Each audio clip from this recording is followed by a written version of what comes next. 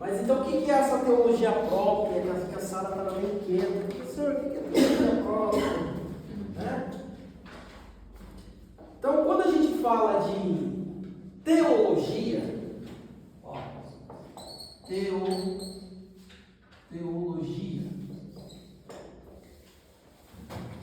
essa palavrinha aí é um termo que aparece, que não aparece na Bíblia, né? Assim como a Trindade também não aparece, mas começou a ser usada por alguns filósofos, como Platão. Vocês lembram? Lá na nossa primeira aulinha, Platão começou a usar essa palavra, Aristóteles. Por quê? Esses filósofos tentavam casar a fé com a razão. Então os filósofos começaram a usar a palavra teologia para explicar a fé versus razão.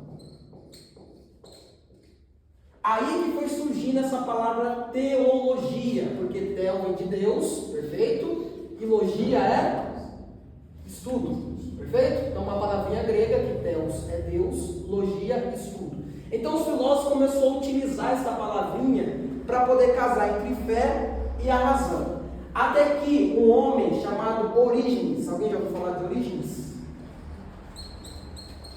Orígenes, um dos grandes pais da igreja, ele começou então a usar essa palavrinha teologia, tá? Até que quando que ganhou popularidade essa palavra? Essa palavra ganhou popularidade com Eusébio de Cesareia.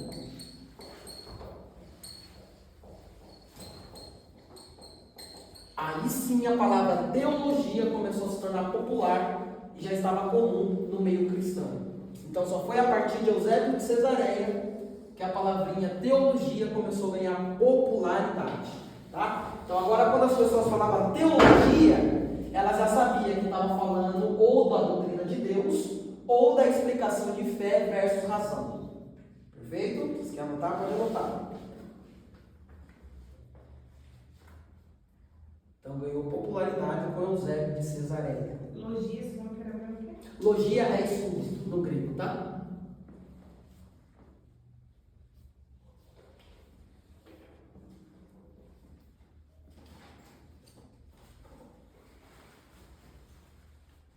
Perfeito? Platão e Aristóteles começou a usar para explicar fé e razão. Orígenes, um dos pais da igreja, começou a utilizar essa palavra teologia para explicar as doutrinas de Deus, fé e razão, mas ganhou popularidade com Eusébio de Cesareia. Aí a palavra teologia passou a ser comum em toda a igreja. Ok?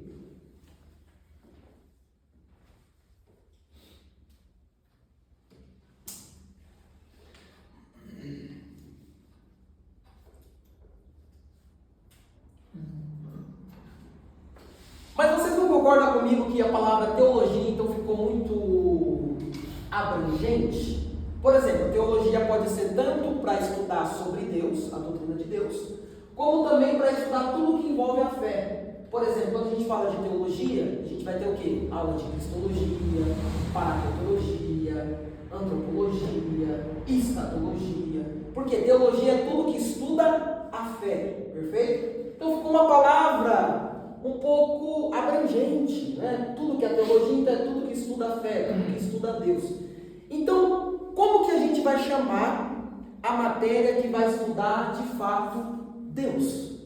Porque quando a gente fala teologia é abrangente, pode ser tanto teologia, pode ser tudo que é o estudo da fé. Mas quando a gente vai estudar de fato sobre Deus, como que a gente pode chamar? Aí um grande homem chamado Dr. Levis, deixa eu escrever o nome dele, esqueci, acho que estou letrando, é assim, ó, Levis Sperry.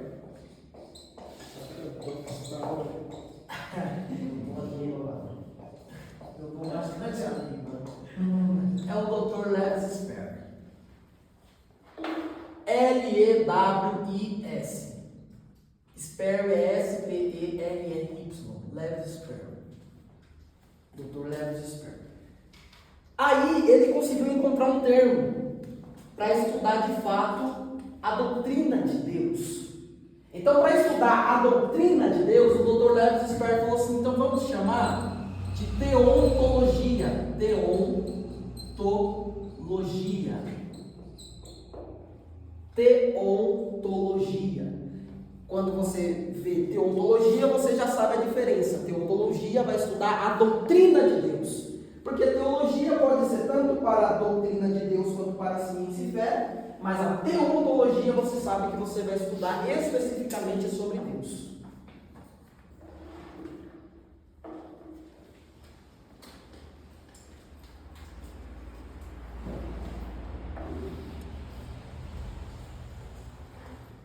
Ok? Então o que é teontologia? O que significa teontologia?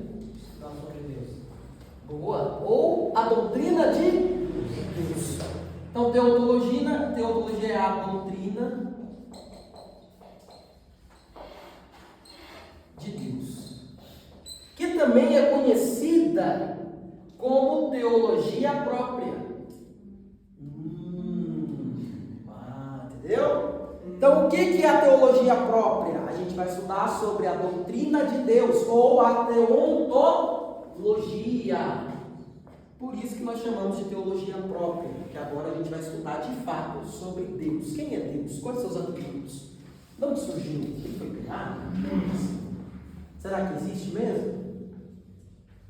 Varão. Você vê, varão? Deus não existe. Você vê, não. Você vê Deus? Você vê Deus, não.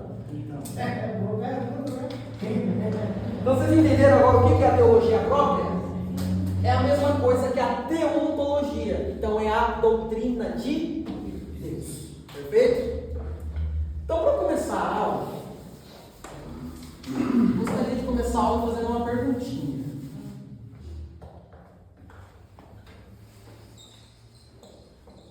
Quem é Deus? E aí, família, quem é Deus?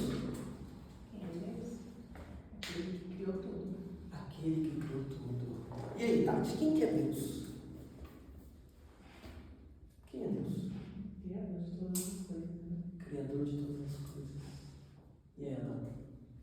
Quando alguém fala, tá, mas quem é Deus? Deus é tudo, tudo é Deus, Deus é a essência.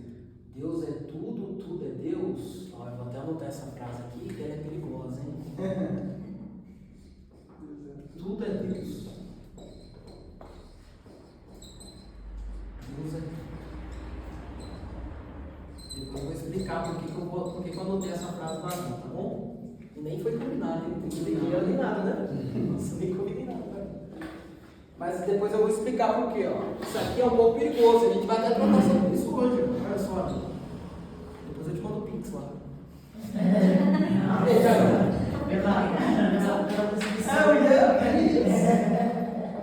O que é Deus? Você vai usar a pregação desse texto aí ou não? É um tema de mensagem, né? É um tema de mensagem? Apologética. Não, mas isso aqui é ruim, viu? Ou não? Quem é Deus? É o rei. É o rei? Nossa. Oh, e aí, Naya? Eu vou falar. Quê? No crente alateu, ninguém explica Deus. Ninguém explica Deus. Jefferson? Eu acho que foi com ele também, que é o rei, criador dos céus e da terra. Rei, criador. Deus é todas as coisas, né? Deus é todas as coisas? Deus foi feito por ele, sem ele nada foi feito. Vou anotar aqui também. Deus é todas as coisas. Deve ter alguma explicação, não é possível. Próximo, quem quer ir? Na fila aí. Quem é Deus? O princípio e o fim, o alfa e o ômega. Ih, você estava pensando isso agora, Tati? Tá bom. Aí usou a pregação. Já foi. Se eu nem falar mais nada, eu já falo. Eu esqueci tudo que falaram. Vocês lembram? Eu não lembro. Não lembro. O que foi falado? Ele é antes de Abraão, cara. Fala assim, pronto. Porque quando você começa a falar, querer explicar sobre Deus, você não entende nada sobre Deus. Mais uma palavra, vai. Deus foi o que criou todo o universo, o céu, a terra, os animais. Uma palavra, uma frase. Mas aí vem o bem e vem o mal. Ah, ó. E aí, moçada? Quem é Deus? Deus é o que é, né? Vamos falar. Que isso, hein? Eu sou. Eu sou o que sou, Êxodo 3. Cara. Então vamos lá, quem é Deus? Essa resposta foi boa, você responde. A Bíblia fala isso, quem é Deus? Ela explica. Então, Eu falo. A Bíblia fala que eu não sou. É,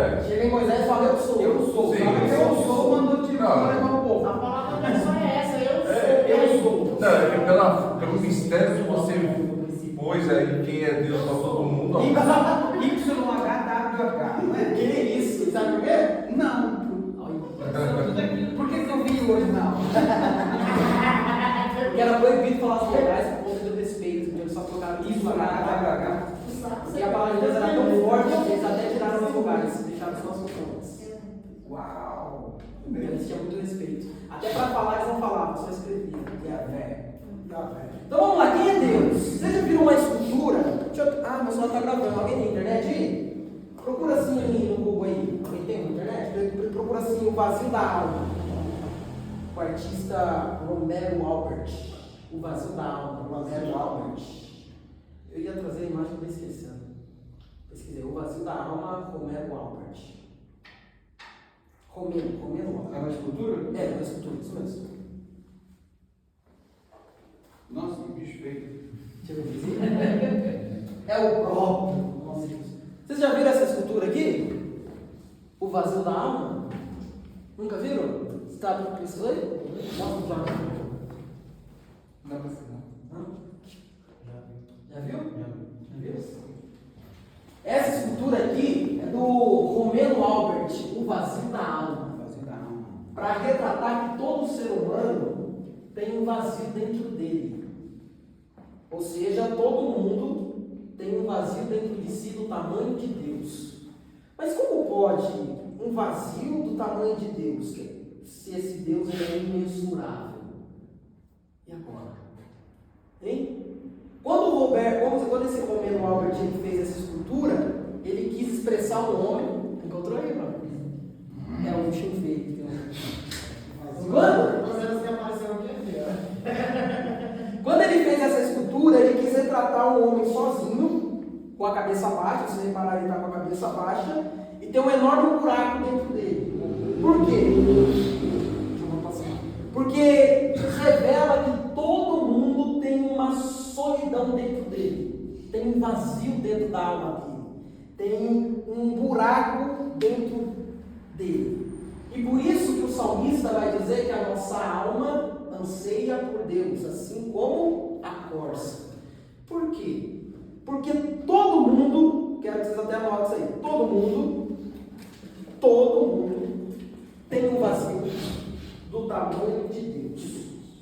Todo mundo tem um vazio do tamanho de Deus.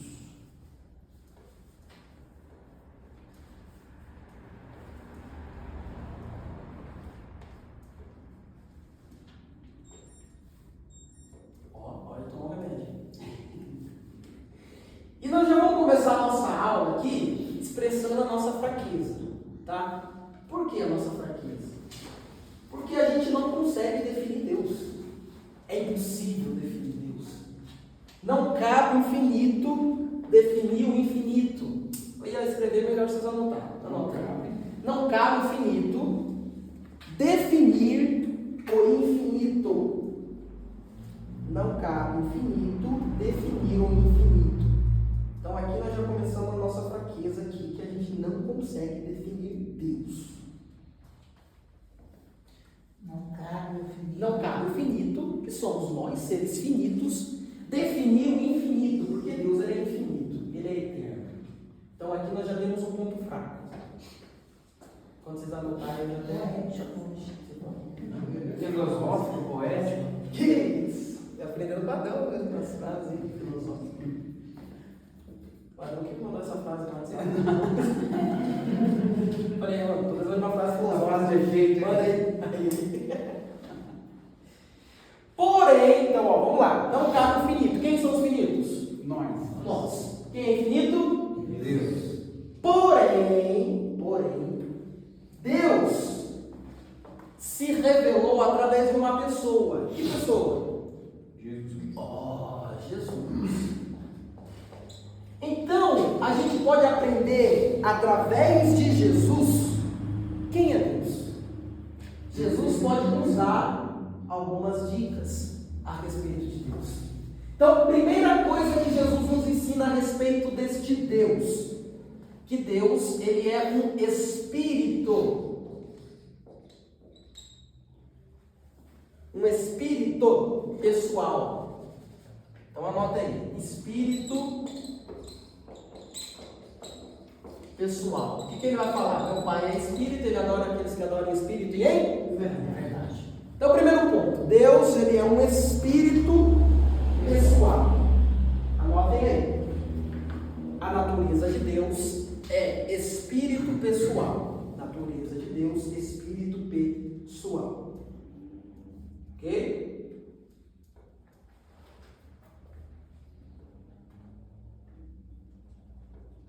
O que mais Jesus nos ensina sobre Deus? O seu caráter. O seu caráter é perfeitamente bom. Então coloca aí. O caráter de Deus é perfeitamente bom.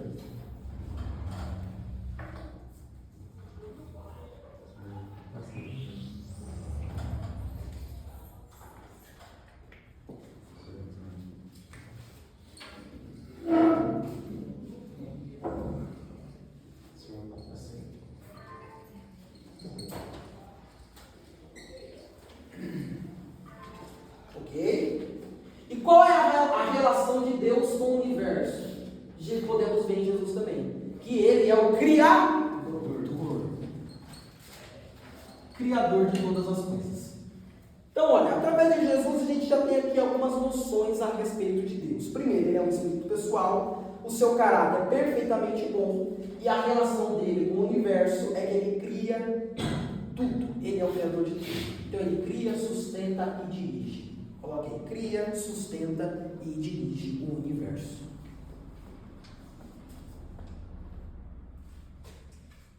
Cria, sustenta e dirige o universo.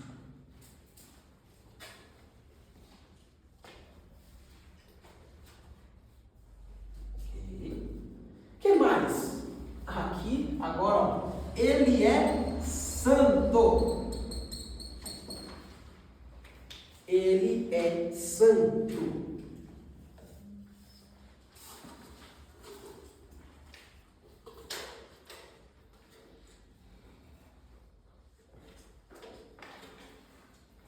Ok? Tá? Então vamos começar aqui de cima. Espírito pessoal. Mas Vitor, se Deus é espírito, agora vamos pegar o celular. Se Deus é espírito, porque o espírito, então, ele não tem matéria, certo? O espírito é o quê? O corpo. Não tem matéria, é invisível. O espírito, ele não tem substância material, ou seja, ele não tem padrões físicos. Abre aí comigo João, capítulo 4, versículo 24. João 4, 24. João 4, 24. Ó, Tati achou, pode ler, Tati. Deus é espírito, e importa que os que o adorem em espírito e em verdade. Então, se Deus é espírito, ele não é ser humano igual nós, então, o que acontece quando a Bíblia fala assim, então, que Deus chorou? E agora? Jesus chorou. Deus se arrependeu. E aí, quando fala que Deus se arrependeu? Se ele é espírito? Você já leu essas passagens? Que Deus se arrependeu? Gênesis, né? Que Deus Se arrependeu de fazer o homem? Sim, tem várias passagens que falam que Deus se arrepende. E agora? Compaixão? Mas ele é espírito? Não, mas ele se fez carne, né? Ele Jesus. Perfeito, mas vamos no Antigo Testamento, quando fala que ele se arrependeu. Lá no Noé, lá ele fala, me arrependi de ter criado o homem. Quem tem arrependimento não é ser humano? E agora? Mas era Deus mesmo.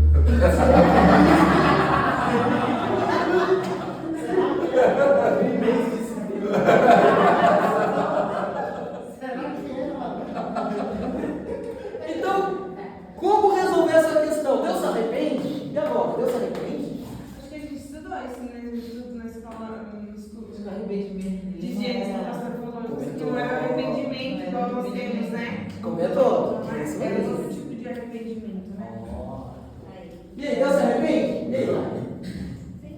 Sim? Deus se arrepende? Sim. Mas então vamos lá. Aí pega um dos seus atributos. Deus não é onisciente? de todas as coisas? Sim. Então, se ele sabe de todas as coisas, como ele pode se arrepender? Só se essa palavra arrependimento tem outro significado. Nós chamamos isso de antropomorfismo. É. Nós chamamos isso de antropomorfismo. Nossa. Esse palavrão aí, ó. Na verdade nem tem o R.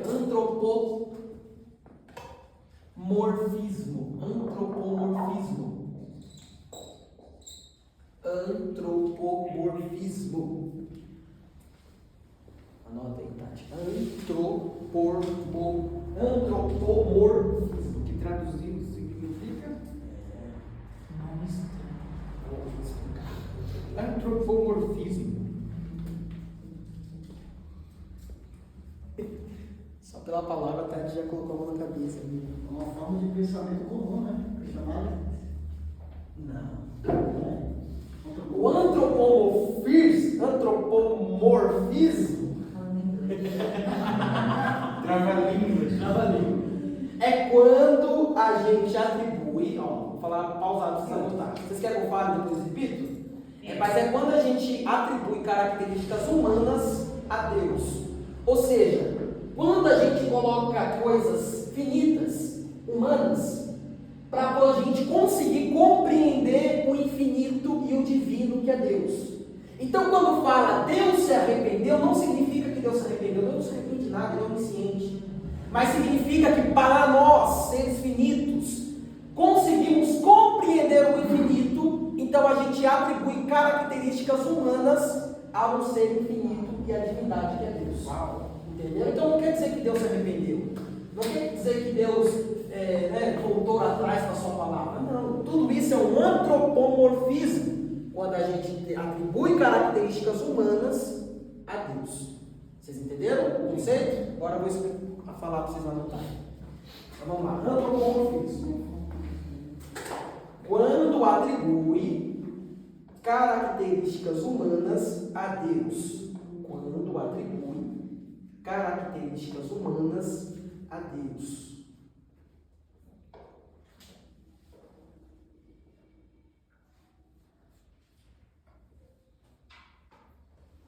Quando atribui características humanas a Deus. Uma dúvida. Essa palavra de arrependimento, quando foi traduzida a Bíblia, no hebraico, nos antigos, era arrependimento também a palavra? Arrependimento. Isso mesmo, no hebraico. É. Arrependimento. Isso mesmo. Então, Bom, eu em toda a minha vida é a primeira vez que eu escuto falar que arrependimento tem um bom significado. Então. Deus é onisciente. Vocês acreditam que Deus se arrepende? Não. Deus não é homem para que minta, nem filho de homem para que se arrependa. Deus não se arrepende. Deus não volta com a sua palavra. Se ele falou, já era. Se ele falou, está falado. E outra, ele sabe de tudo. Como que ele vai se arrepender daquilo que ele já sabe? Vocês já pararam para pensar nisso? Como que ele vai se arrepender daquilo que ele já sabe? Ele não é onisciente? Ou então você não acredita na onisciência dele? Porque se você fala que ele se arrepende, então você não acredita na onisciência dele. E agora? Ou ele é onisciente ou ele se arrepende. O que você escolhe? então, essa palavra arrependimento aqui, que está no. Tinha que ser outro tipo de palavra. Vamos ligar para Moisés agora. Agora todo mundo no celular. Quem já viu uma marcial? Ô Moisés, explica isso. Explica para nós. Então, ele é arrependimento, mas aqui entrando no antropomorfismo. Por que está arrependimento lá? Para nós, seres finitos, compreender a ação de Deus. Quando fala, por exemplo, que Deus se arrependeu ou que Deus se lembrou, quem já viu essa passagem que Deus se lembrou? Deus se lembrou, Deus sabe de tudo. Quando fala Deus se lembrou, quer dizer assim, ó, que Deus vai tomar uma ação, que Deus vai agir. Ele fala, então Deus se lembrou. Então Deus se... Isso. Sempre quando você vê assim, ó, e Deus se lembrou, você continua o versículo. Você vai ver uma movimentação, uma ação de Deus. Então não quer dizer que Deus se lembrou, nossa, Deus estava esquecido, deu Alzheimer, aí depois se lembrou. Não, quando fala Deus se lembrou, é porque ele vai começar a agir. Então sempre quando você vê no texto, Deus se lembrou, continua o texto, você você vai ver Deus agindo, Vai se movimentar. o mover de Deus. Então isso é um antropomorfismo para a gente compreender. Por quê? Deus é infinito. Então a gente tem que atribuir a Ele algumas características humanas para a gente poder compreender. Né? Tem várias, por exemplo, agora fugindo do antropomorfismo, mas tem umas tipografias. O que é tipografias? Que é Deus e alguns objetos. Por exemplo, a Arca da Aliança. Ali era uma característica de Deus, mas uma Arca da Aliança. Né? Mas Deus é espírito pessoal. Mas para o povo sentir a Shekinah e poder visualizar a presença, foi posto o que? A Arca da Aliança. Para o finito conseguir compreender o infinito. Simbolizava a presença. Simbolizava a presença. Ô Vitor, mas esse Antropomorfismo. no Novo Testamento não se apresenta, né? Só no Antigo. Tem, toda a Bíblia. Sempre quando você vê atribuindo características humanas a Deus, é um antropomorfismo. Arrependimento, choro, Porque eu achava assim, angústia, como tudo isso. em Jesus, ele se fez homem, achei que no Novo Testamento não apresentava. Porque já tem a representatividade de Deus, né? De Jesus. Isso, Jesus, como homem, ele pode ter sentido coisas humanas, porque ele era pleno homem. Mas agora falando de Deus, na doutrina de Deus, teontologia, né, tudo isso é antropomorfismo, atribuir características humanas a Deus. Entendeu? Entendi.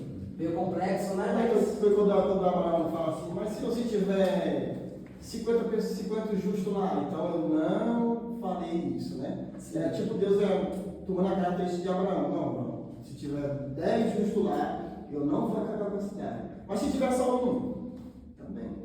Né? Ele está usando isso, né? Então, colocando os atributos, as características humanas para poder compreender. Entendeu? Você entendeu, Tati? Certeza que se cair lá na prova. O que é antropomorfismo? Eu vou estudar. Tá certo, Eu estou assimilando ainda. Então, quando você pegar a sua Bíblia lá, né, e abrir lá no Antigo Testamento, lá, e você vai ver que Deus se lembrou de tal pessoa. Não é que Deus estava com Alzheimer e lembrou da pessoa. É porque ele vai começar a agir, ação. Entendeu? Porque o choro é o antropomorfismo. Porque choro é de quem? Quem que chora? Não é o ser humano que chora? Não é o ser humano que lembra? Sim. Não é o ser humano que se arrepende? Então a gente atribui essas características a Deus para a gente poder compreender o infinito. Entendeu? Então vamos lá. Deus não é espírito? Espírito pessoal? O mal do ser humano é querer materializar Deus. O mal do ser humano é querer materializar Deus. Vamos ver o que o Romanos vai dizer aí? Romanos não, Atos 17, 29. Atos capítulo 17, versículo 29. A Bíblia vai dizer que a gente não pode materializar Deus. A gente não pode ficar preocupado se a divindade possui forma, se possui altura, tamanho. A gente não pode materializar, porque ele é um espírito pessoal. E ele não deve ser materializado. Ele não tem corpo. Leia aí, Atos 17, 29. Atos 17, 29.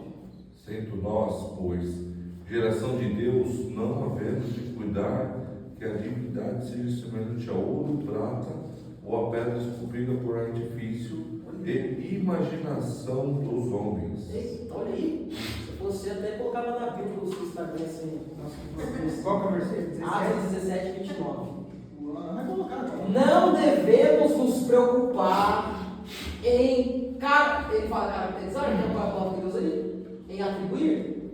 Não havemos de cuidar que a divindade seja semelhante a ouro. A ouro, prata, peças preciosas, ou semelhante a pensamentos humanos. Então, o primeiro ponto aqui dessa aula, se quiser até anotar aí, não devemos materializar Deus. Não devemos materializar Deus, pois Ele é um espírito pessoal. Vamos lá, Tati, não devemos. Não devemos materializar Deus.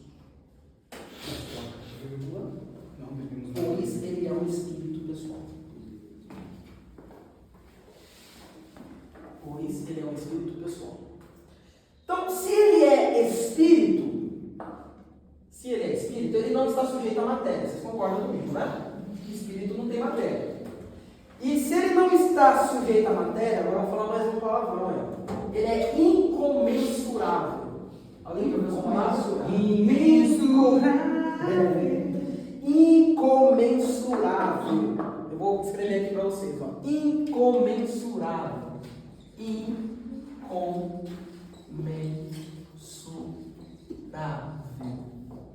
Incomensurável. O que é incomensurabilidade? O que é isso? Não dá para descrever, não dá para mensurar. Não dá para atribuir medidas. Mas eu desde criança, o meu problema, desde a escola dominical, eu atribuo a culpa do que eu penso sobre Deus a João.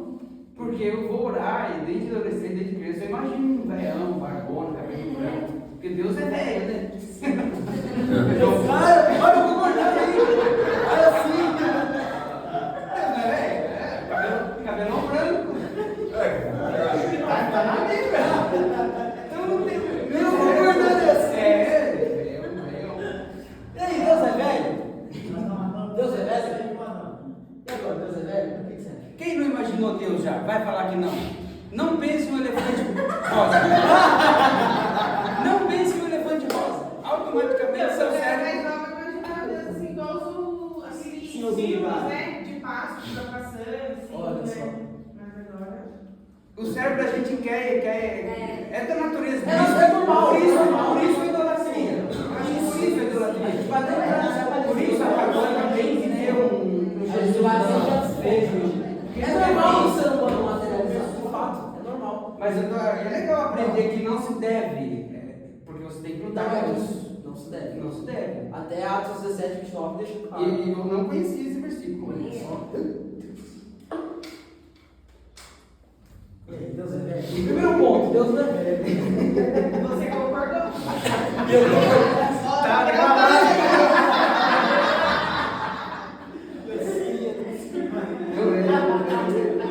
Vai agora, vou corrigir agora.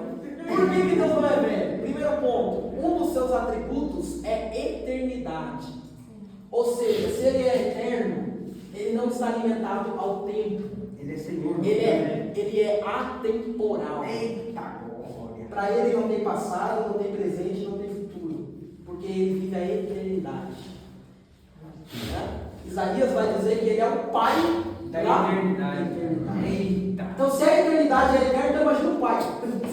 Ele é o pai. Mais velho ainda.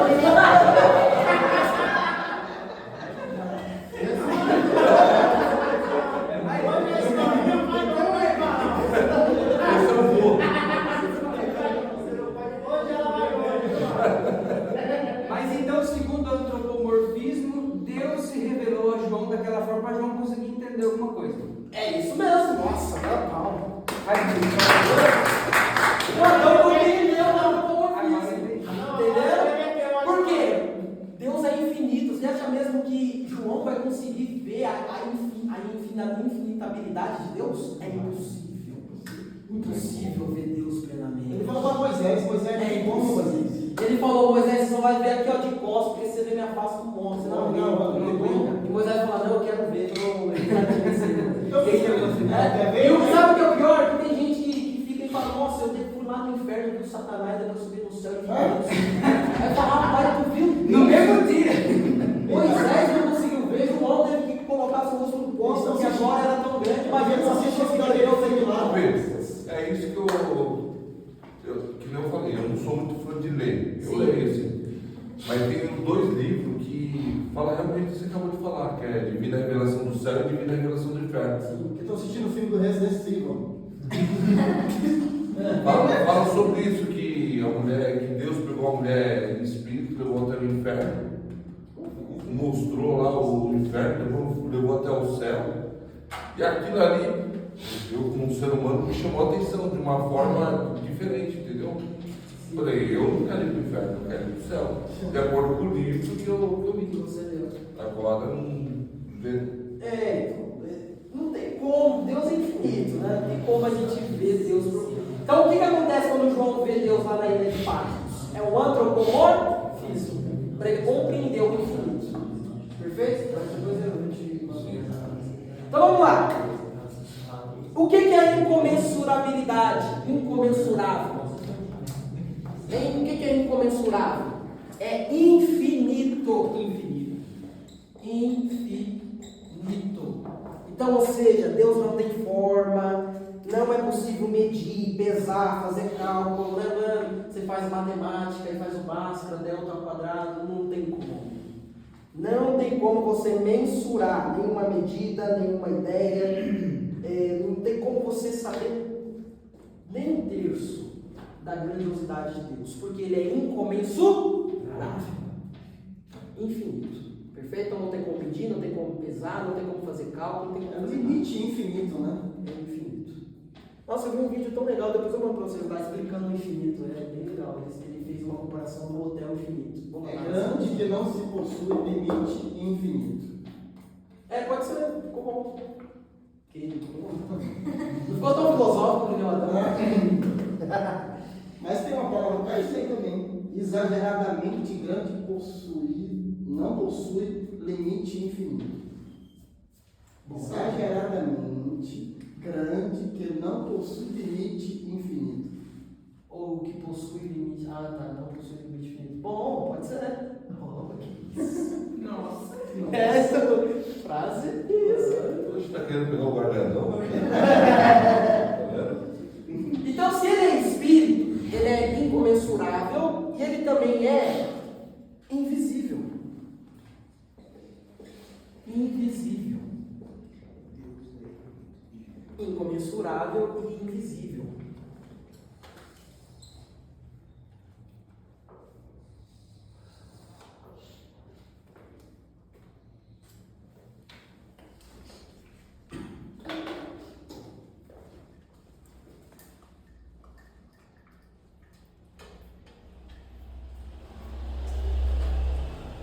Invisível. Um certo jovem um dia, vou contar uma historinha para vocês. Um certo jovem um dia que andava lá mais por aquelas partes mais da Mesopotâmia lá, ele saiu gritando no vilarejo, falando assim: ah, tem um dragão na minha caverna, tem um dragão na minha caverna, tem um dragão na minha caverna, tem um dragão na minha caverna. Aí todo mundo que estava em volta, os comerciantes, falou assim: não, então vamos ver esse dragão, né? Imagina um dragão. Aí ele levou todo mundo lá para a caverna dele, na garagem dele lá. Só que ninguém viu o dragão. Todo mundo deixou o trabalho de lado só para entrar na garagem dele e ver o dragão. Aí não viu o dragão. Você falou assim: ó, rapaz, cadê o dragão? Aí o menino falou assim: ah, eu esqueci de falar que ele é invisível. Mas aí um sábio, ele teve uma ideia. Teve um sábio que falou assim: não, então vamos fazer o seguinte, vamos jogar sal no chão, aí a gente pelo menos consegue ver suas pegadas, né? Pelo menos consegue ver a pegada. Aí o menino falou assim: ah, eu esqueci de falar também que ele voa. Aí o sábio falou assim: não, então fala o seguinte, vamos pegar uma tinta e tacar. Aí a gente joga pro alto assim, ó. Aí a gente pelo menos vai conseguir ver a forma do dragão, né? Aí o menino falou assim: ah, eu esqueci de falar também que ele não tem matéria, ele é incorpóreo, né? Então quando a gente vai falar de Deus, é justamente essa historinha. Por quê? Aí o sábio falou assim: mas então não existe um dragão, porque eu não vejo, não tem forma, não tem pegada e eu não consigo vê-lo. Mas a menina fala assim: tem sim, porque eu consigo imaginar que. Não.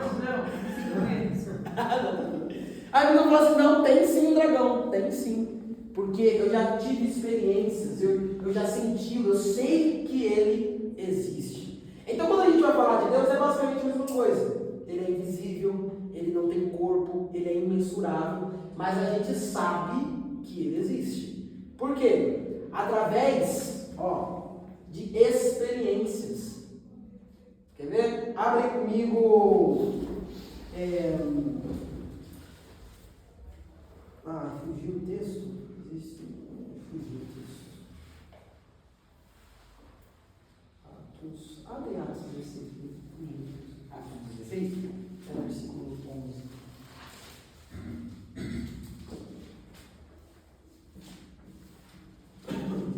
Navegando a drone, fomos correndo a caminho direto para acho que mesmo.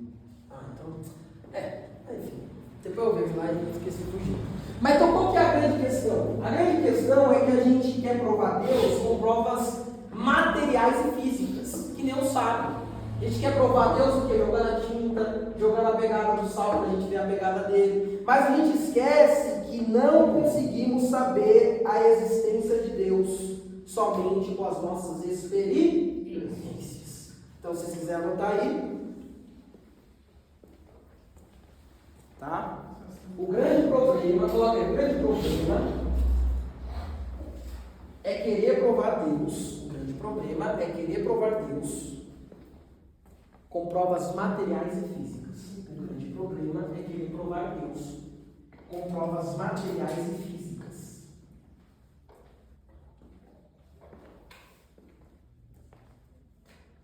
O grande problema é querer provar Deus com provas materiais e físicas.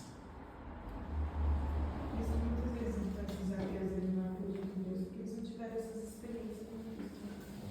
A gente vai até entrar no ateísmo aqui no também. Então esse é o grande problema. A gente está querendo sábio, querendo jogar tinta, querendo jogar o sal para ver a pegada. Só que a gente esquece que Deus ele é espírito. Então se ele é espírito, ele não está limitado à matéria, ele não está limitado à física, à biologia, à química, ele não está limitado a nada. Perfeito? Ok? Então, muito bem. Anotaram aí? Se Deus é espírito, a matéria não pode vir, porque andamos de fé e não por vista. Bem? Fechou? Vou apagar aqui então.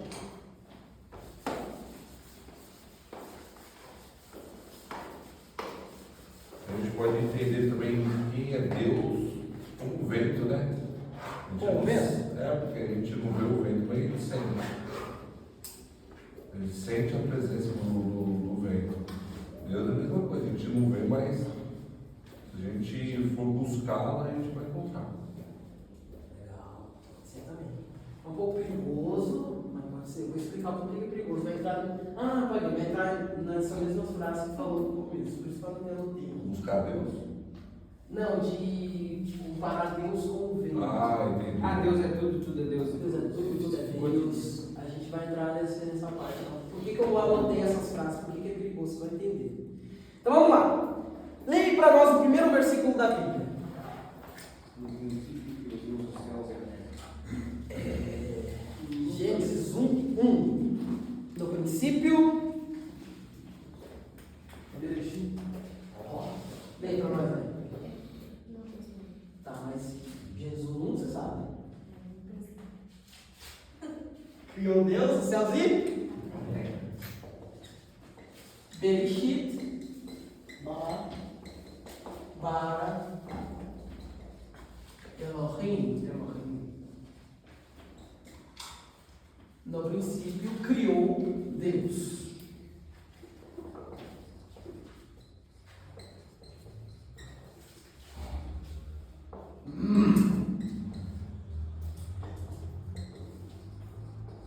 Tá? Bara é o verbo criar, tá bom? Elohim é o Deus pessoal e Bereshit é no princípio.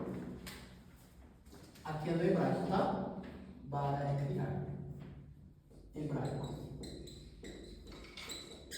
Bereshit é princípio. No princípio Deus. Criou Deus. Isso. Aí eu vou traduzir no hebraico. Bereshit bara Elohim. Bereshit bara Elohim. Então, olha a nossa primeira frase da Bíblia. A primeira frase da Bíblia é Bereshit bara Elohim. Só com essa frase a gente já consegue ter um pouco de noção e uma ideia de Deus. Por quê? Vocês querem anotar? Pode anotar a frase. Bereshit bara Elohim, no princípio criou Deus.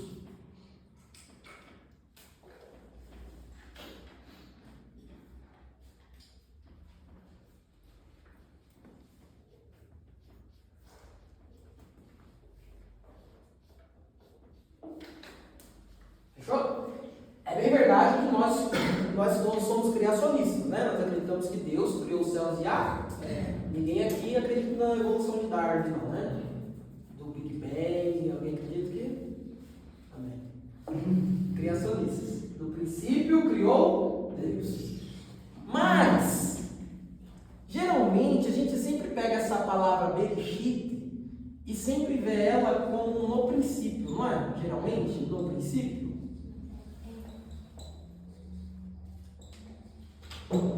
Só que quando a gente vai traduzir de fato essa palavra bereshit no hebraico, o correto não seria no princípio. O correto seria em princípio, ou em início, ou em começo. É, começo da você falou isso você. Por quê? Porque a palavra reshit, ela vem de começo, ou princípio. E a sua preposição inseparável, que é o B, né? Bereshit, ela vem de em. Em princípio, é isso? Isso, ou dentro de. Dentro de. Ao invés de no. Sabia porque essa palavra vem, ó, veio no princípio? No princípio ali? E por que colocaram essa... Vou explicar. Peraí que tá, isso aqui, ó, Bereshit Bara Elohim é no princípio criou Deus em hebraico, perfeito? Essa palavra aqui, Bereshit, normalmente a gente sempre vê como no princípio, né? Todas as Bíblias estão no princípio. Mas o correto literal dessa palavra não seria no princípio, seria em princípio. Por quê? Porque a palavrinha dela, o Urishit, aqui ó, Urishit, significa começo ou princípio, ou início, depende. E essa palavrinha que é a sua preposição inseparável, que é o B, ela vem de em, dentro de. Então o correto mesmo seria em princípio. Mas por que eu estou falando isso tudo? Em princípio. Então quer dizer que essa palavra no começo ela significa no princípio. Ou novo. Não, né? Não entendi. Não. Vai, explica aí. Por que eu estou falando isso tudo? Porque quando a gente agora olha essa palavrinha aqui, ó, em princípio, na gramática do hebraico, isso aqui se torna um artigo indefinido. Como assim, Vitor, artigo indefinido? Um artigo indefinido é quando não tem começo, nem meio e nem fim. Ou seja, é como se tivesse em aberto o momento da criação. Tanto que quando eu estava estudando hebraico, eu falei, nossa, mas por que o Bereshit não tem começo, não tem início, nem fim? Por que é um artigo indefinido? Por que ficou em aberto o momento da criação? Aí aqui a gente já tem uma ideia de Deus. Por quê? Porque o em princípio, ó, um artigo indefinido, que não tem começo, nem meio, nem fim, porque antes de existir o princípio,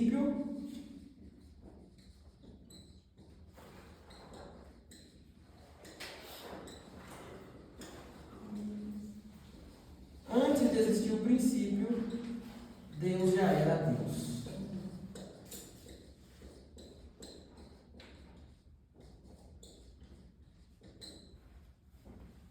Por isso que é um artigo indefinido, por isso que ele está em aberto, por isso que não tem começo, nem meio, nem fim. Porque antes mesmo de existir um princípio, Deus já era Deus. Antes de existir o princípio, Deus já era Deus. Aí o em foi trocado pelo nó. Que? O em foi trocado pelo nó. Nó. Isso é nas traduções, porque na tradução, quando a gente vai traduzir, você tem que casar com o seu português, né? A gente é português. Mas quando a gente vai olhar no hebraico, está em princípio. No hebraico é em princípio. Entendeu? No português fica no princípio. Mas quando a gente fala em no, ele não se torna um artigo definido. Mas no hebraico o artigo é indefinido. Entendeu? No hebraico é bereshit, é em princípio, artigo indefinido. Porque antes de existir o princípio, antes de existir céus, terra e estrela, Deus já era autoexistente. Vai traduzir para o português para dar um nome. Isso aí no princípio, na tradução. Entendeu?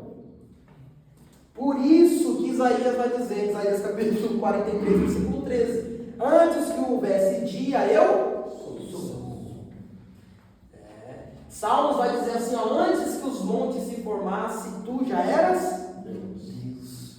Colossenses capítulo 1, versículo 17: ele é antes de todas as coisas, dele tudo subsiste. Jesus vai falar assim lá em João capítulo 8, versículo 58: na verdade eu vos digo, antes que existisse disse a Abraão: eu sou Deus. Né? Jó capítulo 42, depois de Jó ter cancionado tanto a Deus, né? Deus pegou e fez 77 perguntas para ele na oração. Aí ela fala assim: bem sei eu que tudo do pós, nenhum dos seus planos pode ser frustrado. Então, antes que o seu relógio marcasse minutos, horas, segundos, ele já era Deus. Antes que o seu calendário marcasse dia, meses, anos, séculos, ele já era Deus. Tá? Então, aqui a gente já compreende então, que Deus ele é autoexistente. Então vamos lá, pode colocar aí na definição de Deus. Autoexistência.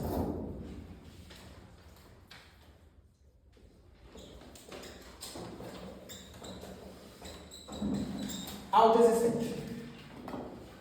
Quem é Deus? Isso.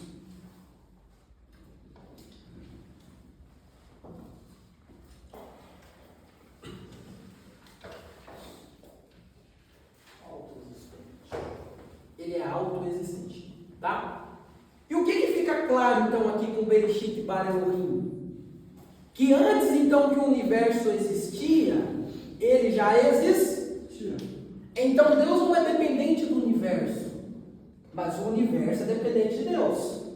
Porque o universo precisou de quem para criar ele? Deus. Então Deus não está vinculado ao universo. Primeiro ponto dessa aula, eu quero que vocês guardem isso. Deus não está vinculado com o universo. Porque a gente vai aprender aqui algumas teorias errôneas a respeito de Deus, e uma delas é o panteísmo, que é até uma dessas frases que vocês comentaram aqui a respeito de quem é Deus. Deus é tudo. Porque o que o panteísmo fala? O panteísmo fala que Deus é tudo. Ou seja, Deus está na natureza, Deus é o sol, Deus é a lua. Mas não é isso que a gente aprende na teontologia. Na teontologia a gente aprende que Deus não é dependente do universo, mas o universo é dependente dele. Então Deus não é a natureza, porque a natureza sem Deus não existe, mas Deus sem a natureza continua existindo. Então essa frase é muito perigosa, por isso que eu até anotei ali. Deus é tudo. Por que o panteísmo fala? Fala que Deus é árvore, Deus é sol, Deus é lua, mas Deus não é isso. Deus é o criador disso. É por isso que Romanos vai falar assim, ó, que as pessoas começaram a adorar a criatura ao invés de o criar. Então quando você atribui Deus ao sol, Deus à lua, Deus é tudo, você está fazendo um panteísmo. Entendeu? Porque eu até anotei a frase aqui logo no começo. Neste caso, Deus, ele é. Isso, ele é o criador. Eu vi um cara falando que Deus não existe. Deus, ele é. Sim, existe somos nós. Existe, ele falou no nosso lado, que é passado, futuro, presente. Existir é coisa que a gente vê. Existir é quando você cria algo, mas Deus ele não foi criado, ele é autoexistente. Porque Deus está além de tudo, além do passado, do futuro e do presente. É isso. Oi? Mas olhando por esse ponto de vista, como é que fica a revelação geral então? Sim.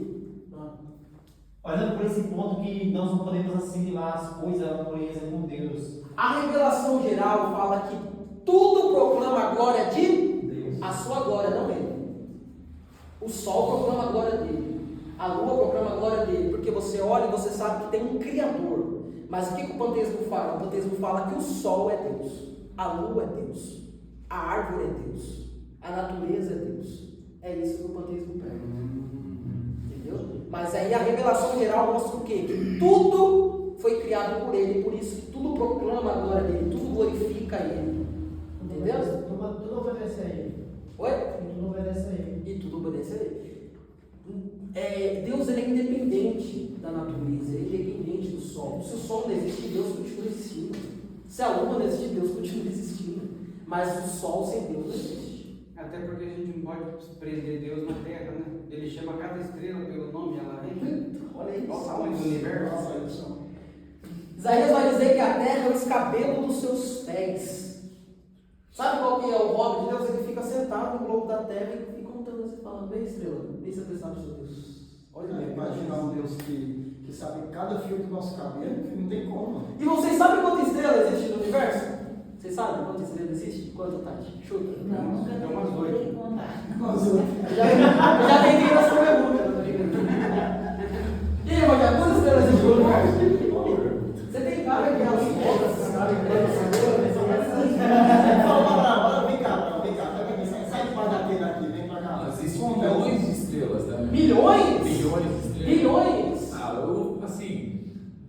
constelações. Ó, a olho nu a gente consegue contar 1000 estrelas.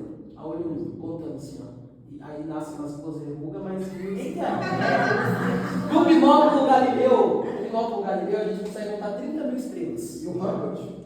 A gente Já tem o James Webb, que é mais forte. vai forte, O Hubble? Se a gente for lá para a NASA, a gente consegue enxergar 1 milhão de estrelas com o telescópio espacial da NASA. 1 milhão de estrelas. Em 1995, o telescópio Hubble mandou lá na galáxia para poder contar as estrelas. Sabe quantas estrelas descobriu? Alguém chuta? 1 bilhão. 1 bilhão. De estrela? Não, de galáxia.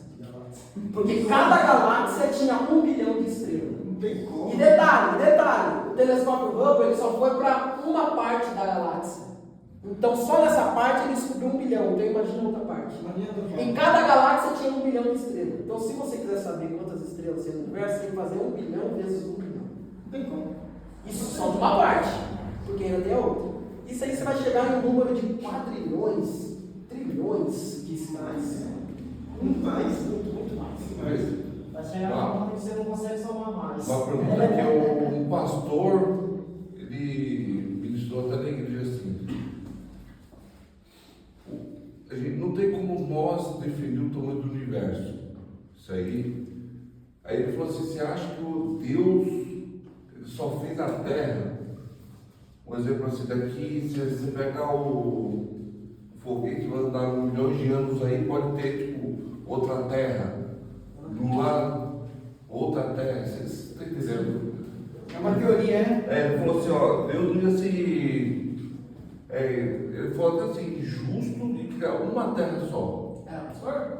Era. Tem certeza? Não, só a terra. Por quê? Deus ele criou os seres humanos. Ele já tinha algo. Vou tentar explicar de forma mais fácil para vocês entenderem. A terra era sem forma e vazia. E a Bíblia vai dizer que Lúcifer subia até os céus para poder ter e render a adoração. Então Lúcifer ficava aqui, sabia?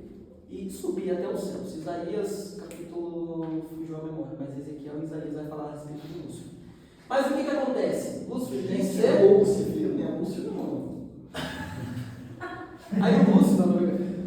aí o que aconteceu? Ele quis ser maior que Deus.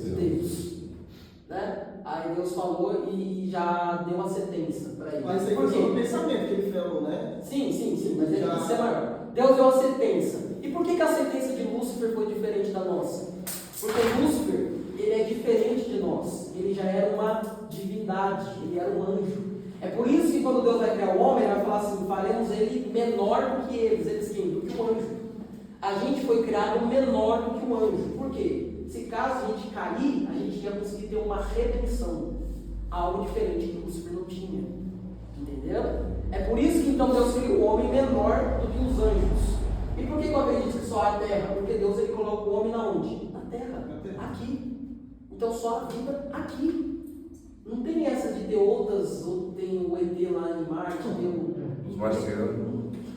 Reptiliano. Aí é uma viagem. E por quê? O plano de Deus é de quem? É aqui. Na Bíblia deixa claro que o plano de Deus, se não o quê? Ela fala assim, então Deus ele vem, arrebata, aí, 1 Tessalonicenses 4,16 já está assim. Então Deus vem, arrebata a igreja, depois ele dá uma passadinha em Marte, pega os marcianos. E depois fala com as bolas do Cordeiro. 1 Tessalonicenses 4,16 ele está assim. Mas não, o que 1 Tessalonicenses 4,16 fala? Então Deus, harpade solar, arrebatou a sua igreja. Os mortos estarão vivos e depois nós seremos transformados. Então, Eu entendi. Só mais uma pergunta relacionada a isso. A gente sabe para onde a gente vai, correto? Ou é céu ou é inferno. Sim. E da onde que nós viemos? Um exemplo assim. Você já fez essa pergunta? A gente vai aprender nessas Não, na antropologia. Então esquece. Estudo do homem. A gente vai aprender na antropologia. A gente vai aprender sobre o homem, de onde veio. Aí nós vamos responder essa pergunta. Aí na antropologia você faz essa pergunta, não esquece não. Não vou esquecer. Pode ficar tranquilo que eu vou esquecer.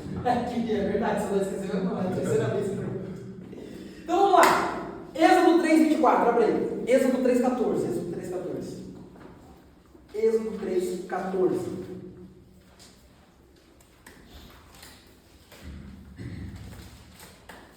Então Deus, ele é autoexistente. Né? A gente viu aqui que ele conta as estrelas, olha só.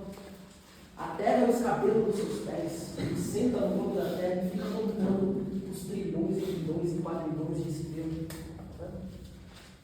E às vezes a gente fica, ô pai, será que o Senhor me conhece? Não, meu filho, se soubesse.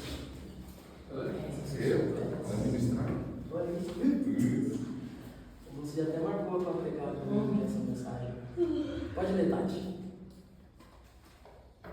E disse Deus a Moisés: Eu sou o que sou. Eita. Disse mais assim: Dirás aos filhos de Israel: Eu sou, me enviou a vós. Observe o que Deus falou para Moisés. Deus falou, eu fui. Não. Deus falou, eu serei. Não. Ele falou que eu sou o que sou. Então olha aí, já Deus mostrando, a gente não consegue compreender Deus por completo, a sua plenitude, mas a gente consegue ter algumas ideias. E nessa frase aí que ele fala para Moisés, a gente já sabe que Deus ele é atemporal, ou seja, ele não está limitado ao tempo. Porque senão ele falava para Moisés, eu fui, ou eu serei. Não, ele fala, eu sou. Então ele é todas. Olha, quase que eu falo todas as coisas. Ele é. Entendeu? Mas, irmão, aí como é que explicar, mano? Então ele não é apenas independente, mas também ele faz tudo depender dele. Tá? Então ele não é apenas independente, mas ele também faz tudo depender dele. Todas as coisas que estão na face da terra dependem dele para existir. Então ele é autoexistente, incomensurável, invisível, e ele é o Criador de todas as coisas. Autoexistente, imensurável, invisível, Espírito e Criador de todas as coisas. Anotaram tudo isso? Agora fala de novo. Mas tudo o que eu falei agora é o que já foi falado. Você anotou da parte do incomensurável? Que é o incomensurável, invisível, ali ó, autoexistente, atemporal. Anotaram? Anotou? Autossuficiente. Ah, então beleza. Então quando alguém te perguntar quem é Deus, você já tem algumas respostinhas. Você pode falar assim para ele, olha, Deus não tem como descobrir na sua plenitude, porque ele é infinito, e nós somos seres finitos. Porém, eu posso te dar algumas noções. Qual? Já sabemos que ele é um espírito pessoal, ele é incomensurável, ou seja, infinito. Ele é invisível, não tem como ver, ele não está limitado à matéria. Ele é autoexistente, porque antes de existir o princípio, ele já era Deus. Né? E além de ser autoexistente e ser independente de tudo, ele faz tudo depender dele. Eita, glória. Sei que é uma autoteologia, mas vocês poderiam ter glorificado. E ele é imensurável, entendeu? Então aí, quando alguém te perguntar, você já tem algumas respostinhas para dar. Maravilha? Anotou, Tati? Aí,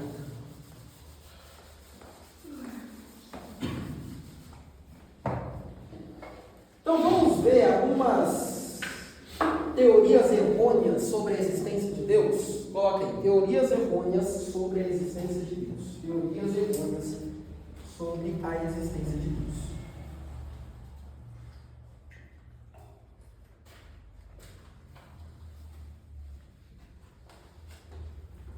Tá? Sobre teorias errôneas sobre a existência de Deus.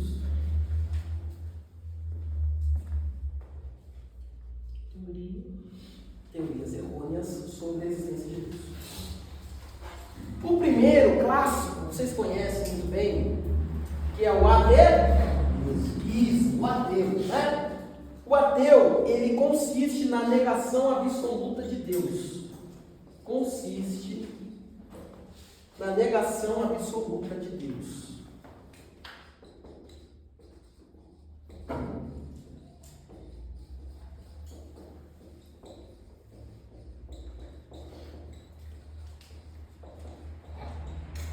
Consiste na negação absoluta de Deus.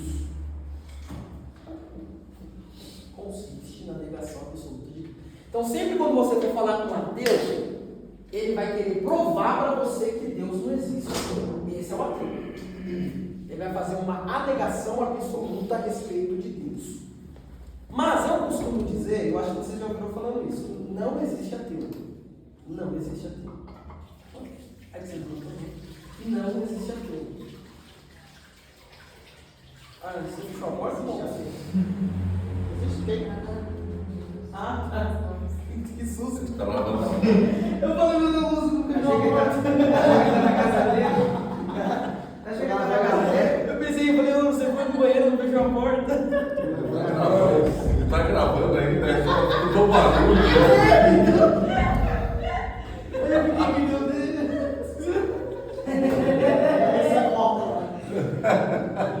Você tinha que fazer um deles de. Que susto. Tá lavando a mão.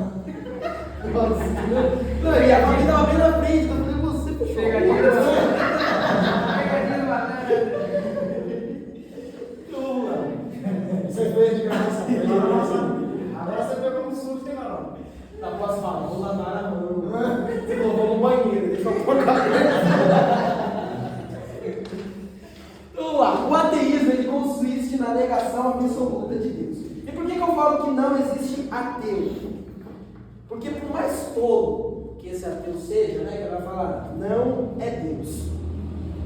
Com certeza absoluta, eles creem que existe algo que criou todas as coisas. Porque é impossível tudo existir sem um Criador.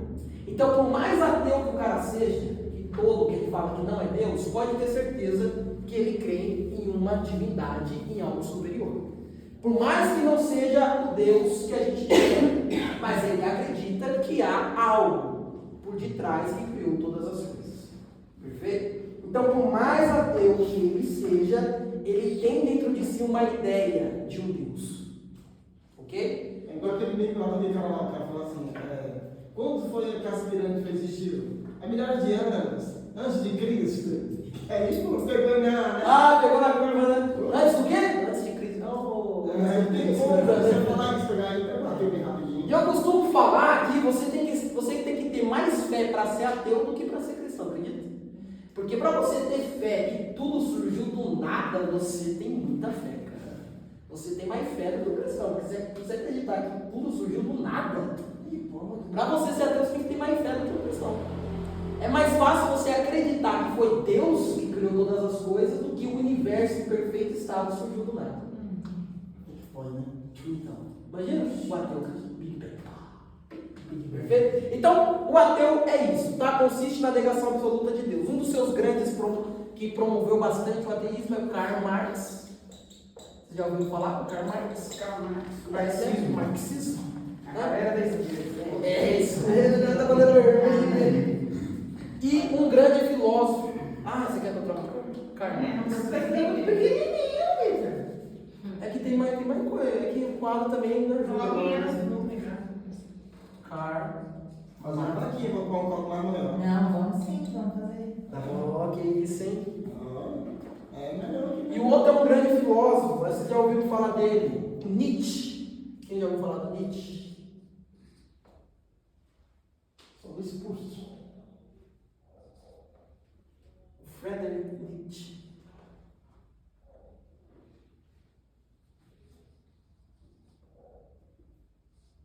Tanto que em uma das suas obras, o Nietzsche, ele vai fazer uma obra assim, ó, o Deus morto. O Deus que está morto. Então esse é um dos grandes que promoveu bastante o ateísmo, Karl Marx e o Nietzsche. Seus maiores propagadores do ateísmo.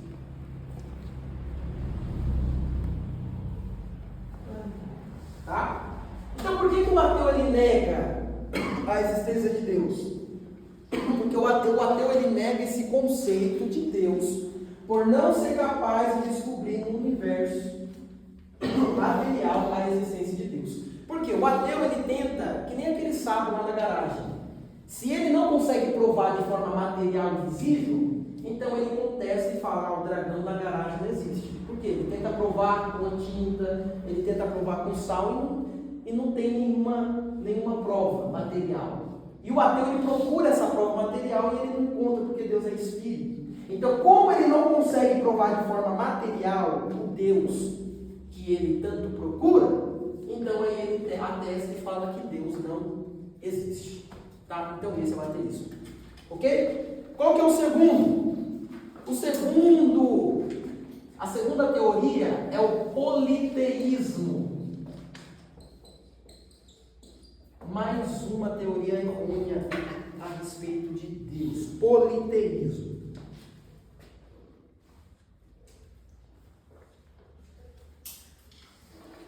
O que é o politeísmo? É culto a vários deuses. Deus pagando. Culto a vários deuses. Culto a vários deuses.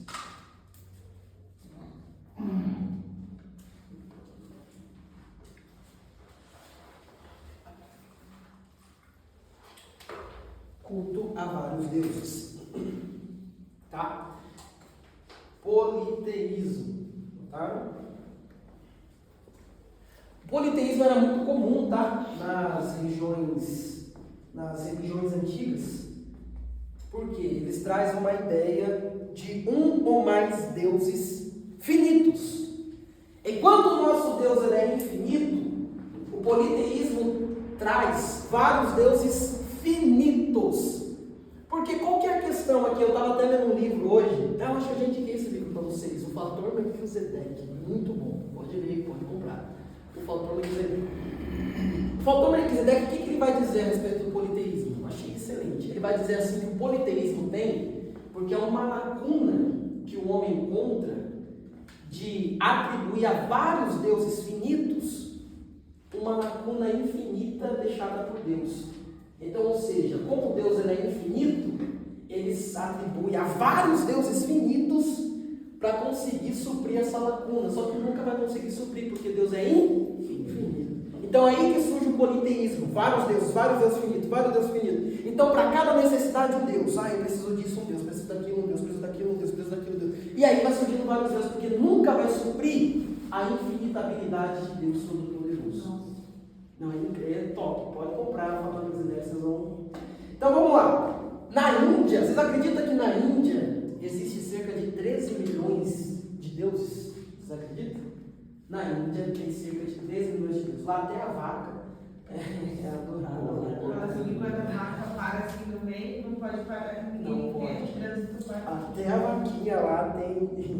Então, vocês querem anotar? Anota assim: todo politeísta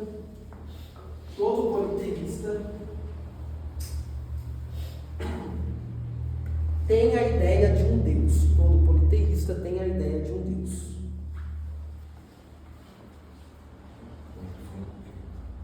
Todo politeísta. Todo politeísta tem a ideia de um Deus. Aí você coloca vírgula, Deus minúsculo. Todo politeísta tem a ideia de um Deus, vírgula, porém finitos. Porém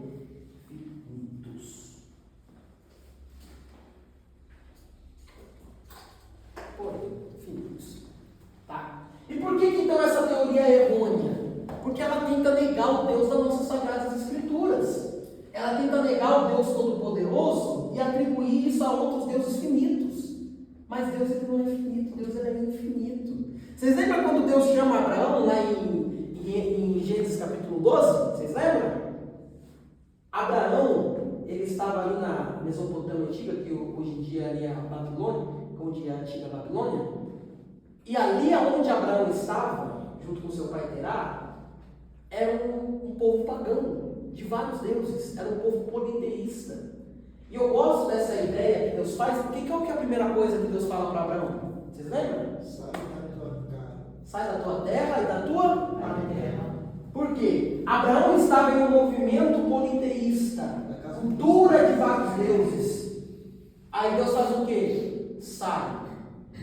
Porque eu gosto dessa ideia que Deus nos tira desse movimento politeísta de vários deuses e pega para si o quê? Um único Deus, um único caminho, um único Senhor, e nos leva para o movimento monoteísta.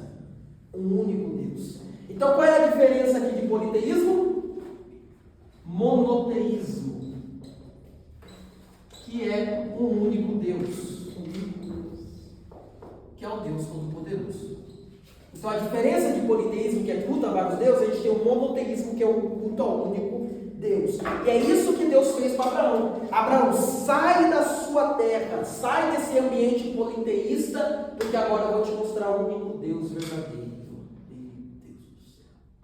Vocês não estão pentecostal hoje não. Já tinha dado 50 agora. Arrupix. Então Deus decide aparecer nesse panteão, nesse sistema politeísta que Abraão estava, e decide se encontrar com um homem que tinha várias opções, mas Deus decidiu ser a única opção. Nossa. Ô, Vitor, deixa eu fazer uma pergunta. Parece que não tem nada a ver. Não, claro, sempre. Quando você falou esse versículo que Deus falou para ele sair da sua parentela, as pessoas falam assim que quando o pregador falando dessa passagem, falando assim que a gente está afastado da nossa família, que a gente tem que estar vivendo só com a sua esposa. Isso. Então, quando esse contexto aí quer dizer que o Senhor pediu para ele sair daquele povo, para ele não cair, né? Acabar servindo esses deuses. Isso. Deus quis mostrar que o único Deus é ele. Então, quando esse versículo quer dizer isso. É isso mesmo, porque Abraão estava nesse panteão de vários deuses. Alguns estudiosos dizem que tinha cerca de 500 deuses ali na Então, quer Mesopotâmia. dizer, literário pagão? Hã? Literário, ele adorava a Deus? O pai dele era politeísta, tinha vários deuses. Então, olha só, Deus tira ele desse movimento politeísta de vários deuses e agora vai apresentar para ele um único Deus, o Deus pleno, o Deus exaltado, o Deus glorioso. Então, é isso que o versículo mostra: sai da tua terra, sai desse movimento politeísta, porque eu vou te apresentar o Deus Eu sempre Todo-Poderoso. vi muitos pregadores falando sobre isso, nessa parte, que era para sair para ver só com a sua família, com sua esposa, então explicando isso. Então, era Deus mostrando para Abraão que ele é o único caminho, ele é a única verdade, ele é a única fonte, ele é a única vida. E olha que lindo, ó, abre aí Gênesis 12:1, só para vocês viajar aqui comigo. Ó. Gênesis 12:1. Quero perguntar para vocês, Deus apareceu a Abraão, né? Deus apareceu a Abraão, não apareceu, Tati? 12:1, Gênesis 12:1.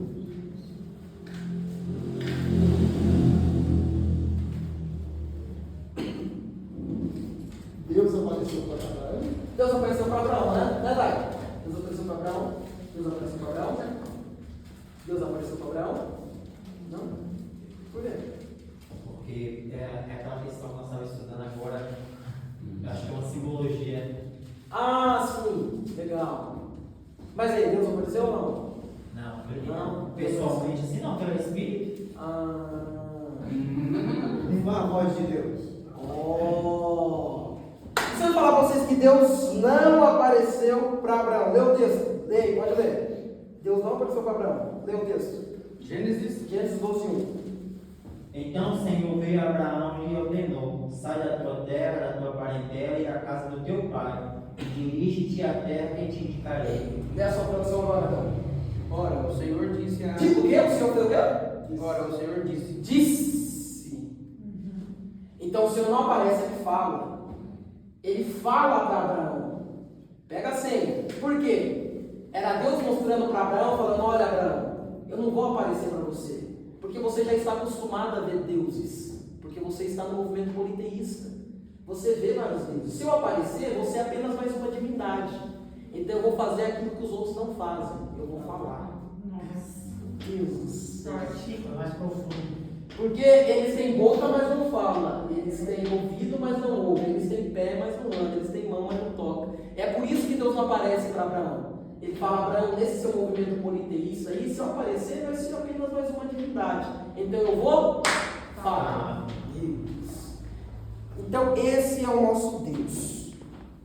Hoje todo mundo perdeu a audição. Olha que fala o texto. Perdeu sensibilidade da voz de Deus. Então Deus, ele pega Abraão e fala: eu vou fazer diferente. Eu sou Deus que tenho voz e fala. Tanto que só depois que Deus aparece para Abraão. Quando que Deus aparece para Abraão? Depois que ele sai da terra. Quando ele sai do politeísmo. Aí Deus aparece. Cheio de crente não pode isso. Que ele fala, agora que você já ouviu a minha voz e já me conhece, eu já te apresentei o monoteísmo, agora eu apareço.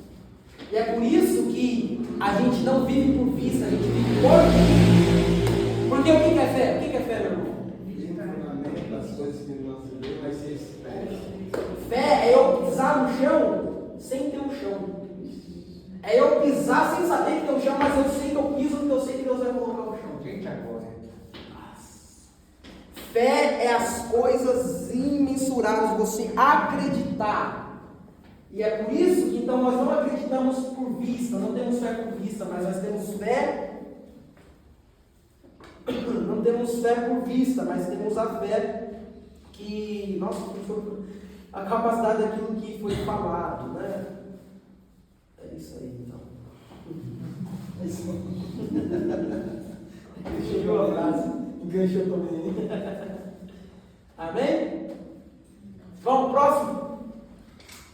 O próximo é o panteísmo.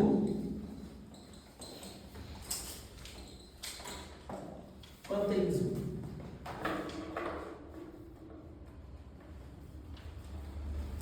Panteísmo. O que o panteísmo vai dizer?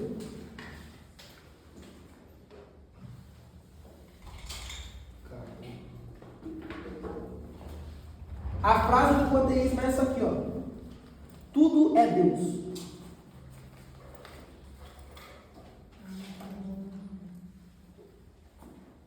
Ah, vai dar azul, né? Tudo é Deus. É isso que o panteísmo prega. Tudo é Deus.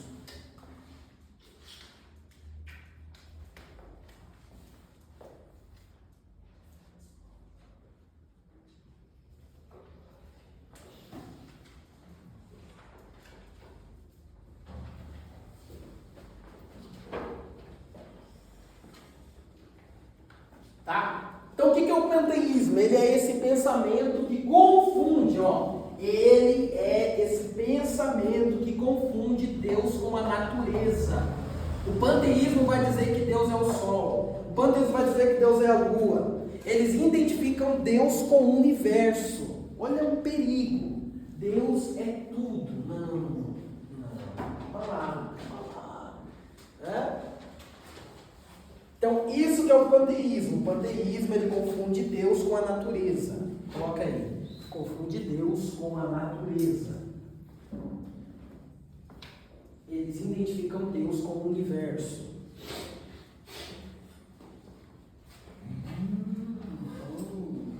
Agora é panteísmo. O Adão é panteísta. O Adão é panteísta. Mas eu entendi o que Adão. Eu só peguei a frase dele, que essa é uma frase perigosa, mas o que ele quis dizer eu entendi. Você não é panteísta não, tá? Não. Aliás, você foi um homem criado por Deus no jardim. Adão não tinha umbigo. Adão tinha umbigo? Uma pergunta boa. Ah, você é professor, tem que responder.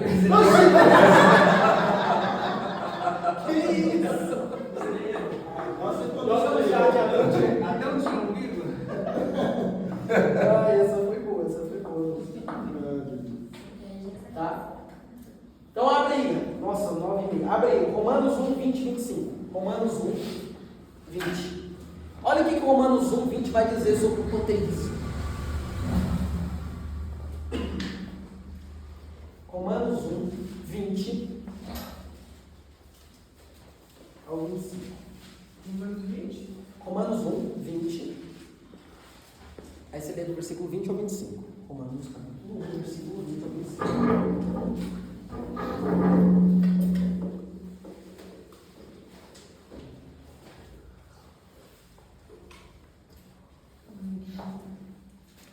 Pode ler, Fabinho. Pode ler. 20. Pode ler então. Romanos capítulo 1, versículo 20 ao 25. Porque as suas coisas invisíveis, desde a criação do mundo, tanto ao seu eterno poder, como a sua divindade, se entendem e claramente se vê pelas coisas que estão criadas, para que eles fiquem inexcusáveis. Porquanto, tendo conhecido a Deus, não o glorificaram como Deus. Olha, ó, segura. Vocês conheceram a Deus, mas não o glorificaram como? Deus. Aí o que eles estão fazendo, Fabi? Nem lhe deram graças. Antes, em seus discursos, se desvaneceram e o seu coração insensato se obscureceu, dizendo: se sábios, torna-se loucos. E mudaram a glória do Deus incorruptível em semelhança da imagem de um homem corruptível. Então, olha só, pegaram Deus incorruptível e colocaram a semelhança de uma matéria, de algo corruptível. Ou seja, transformaram Deus em matéria. Deus infinito no infinito. Então, quando o panteísmo fala que Deus é tudo, ele está falando que Deus é natureza. Pegando o infinito no finito. E de aves, e de quadrúpedes, e de répteis. Animais. Por isso também Deus o entregou às suas concupiscências e de seus corações, e a imundícia, para desonrarem seus corpos entre si. Pois estes mudaram a verdade de Deus em mentira, e honraram e serviram mais a criatura do que o Criador, que é bendito eternamente. Amém. Nossa, esse é forte, hein? Anota aí e coloca na bio do Instagram. Romanos 1, 20 e 25. Então, no panteísmo, Deus não tem status de independência. Porque no panteísmo vão dizer assim, ó, Deus existe sem a natureza existe sem Deus? Sim ou não? A natureza existe sem Deus? Não. No panteísmo vai dizer que a natureza não existe sem Deus. Correto? E Deus existe sem a natureza? Sim. Mas no panteísmo eles vão dizer que não. Que a natureza sem Deus não existe e Deus também não existe sem a natureza. Entendeu? É como um peixe fora da água e morre. Não é isso? Uma árvore tirada do. Isso para nós é isso, né? Mas no panteísmo não. Vai dizer que se não existe natureza, também não existe Deus. E se não existe Deus, também não existe natureza. Então no panteísmo, Deus ele é dependente da natureza no panteísmo. Pegou? Ok? Eles não acreditam, né? Mas não acreditam. Então, no panteísmo, a natureza sem Deus não é nada, mas Deus sem a natureza também não é nada. E a gente sabe que isso é absurdo. Porque Deus não é dependente do universo, mas o universo é dependente de Deus. Coloca tudo a matéria como acima de Deus, né? Isso, como o Romanos está falando. Eles estão adorando mais a criatura do que o Criador. Romanos 1, versículo 25. Perfeito? Ó, vamos apagar aqui porque tem mais. Aí a gente vai falar do deísmo e do gnosticismo e a gente já encerra as teorias errôneas. O outro é o deísmo. Você já ouviu falar do deísmo? Porque o ateísmo é o mais comum, né? Mas a gente também tem o deísmo. Quem já ouviu falar do deísmo? Deísmo.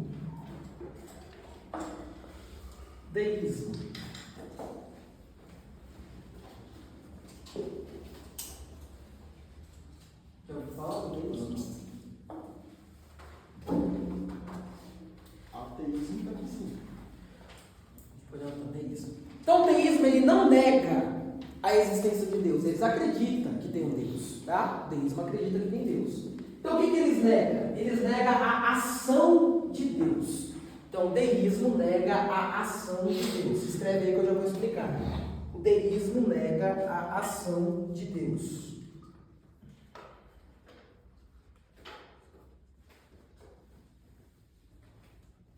Deísmo nega a ação de Deus. Notou?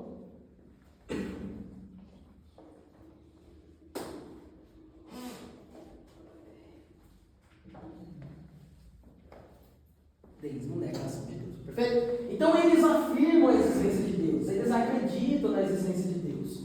Mas eles não acreditam na sua ação. Por quê? Eles vão dizer assim, Adão, que Deus está tão longe, tão distante, que ele nem liga para o ser humano. É como se fosse um relojeiro que fez o relógio, mas fechou o relógio para lá. Então eles vão falar que Deus está tão distante, tão longe, que ele nem se preocupa em gerenciar, em fazer, em algo no ser humano. Ele apenas criou o ser humano e foi dormir. É isso que Deus fala, né? Criou tudo e foi descansar, como um relogeiro que dá a corda no relógio e depois se esquece dele. Então o deísmo não nega a existência de Deus, eles acreditam em Deus, mas vão falar que Deus está longe, está distante. Deus nem se movimenta, não faz nada, ele só criou e foi descansado, que ninguém é de ferro. O deísmo acredita nisso, ok? E para encerrar, a gente tem o agnosticismo.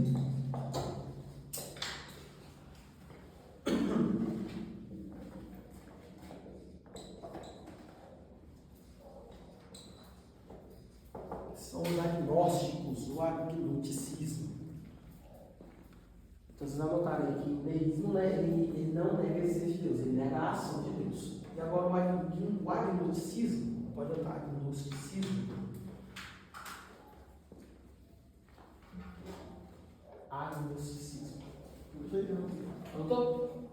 Ó, vou falar e vocês escrevem aí. Ó. Eles negam a capacidade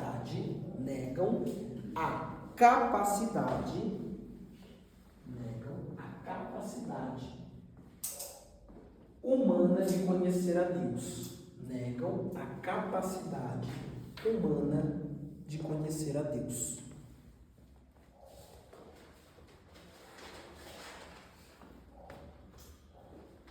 Eles negam a capacidade humana de conhecer a Deus.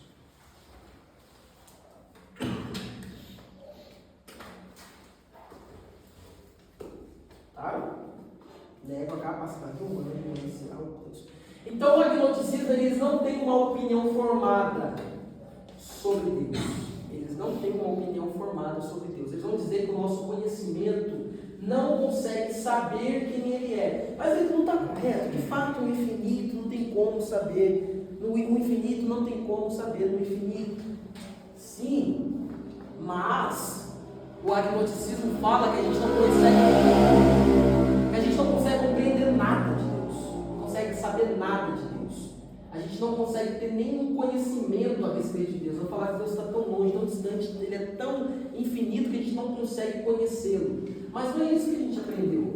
A gente já não teve várias ideias a respeito de Deus. O próprio Deus não se revelou através de Jesus.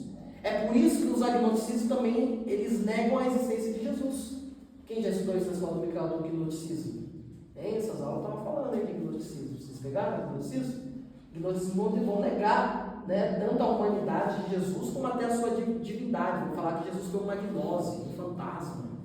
Então, o gnosticismo, eles negam o conhecimento pleno de Jesus. Mas vamos lá, abrem comigo. Êxodo 33, 20. Êxodo 33, 20. E outra pessoa abre 1 Coríntios 13. Êxodo 33, 20 e 1 Coríntios 13.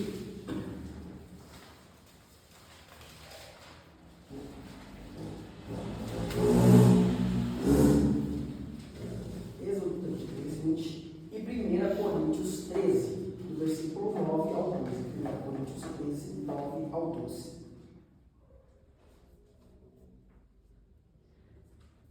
Êxodo 33, 20, pode ler. E disse mais: não poderá ver a minha face, porquanto homem nenhum verá a minha face e viverá. Então aqui nós já podemos ver que conhecemos ele em parte. Conhecemos ele em parte. E nós vai falar que a gente não consegue conhecer, mas olha aqui, a gente tem conhecimento dele em parte. Então olha o que Paulo vai dizer em 1 Coríntios 13, versículo 9 ao 12. Pode ler. 1 Coríntios 13, do 9 ao 12.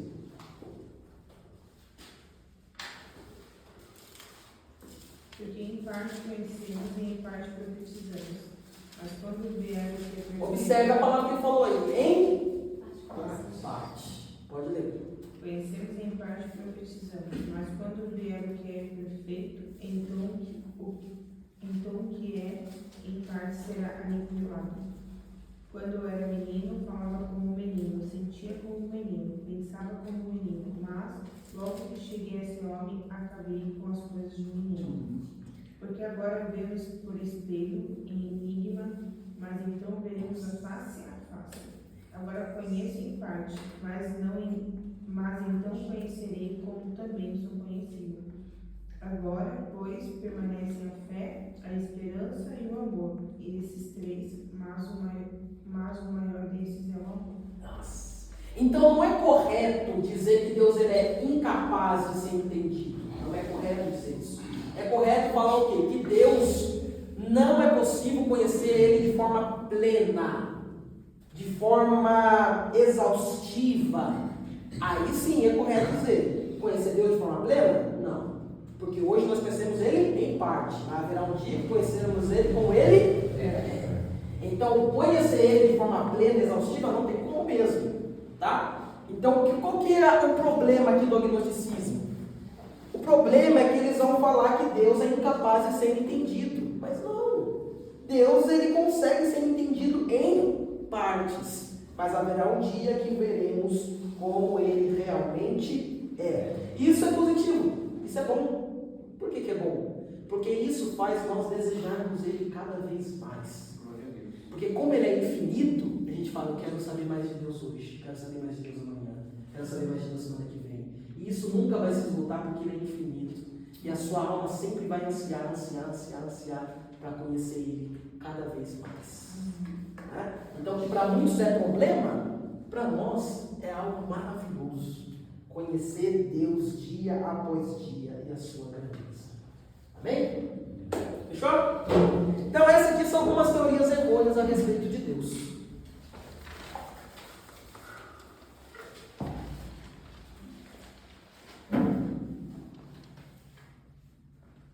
Bem, agora vamos aqui provar em algumas linhas, então, a existência dele.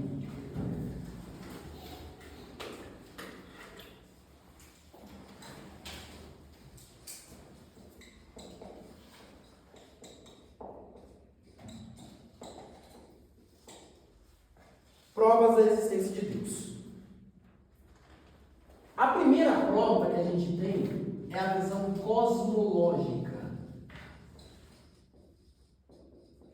Visão cosmológica.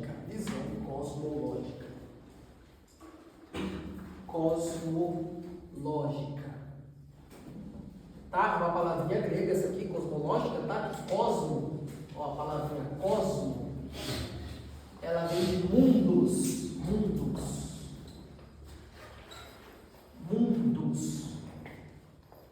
Então, cosmologia é uma palavrinha grega que cosmo vem de mundos.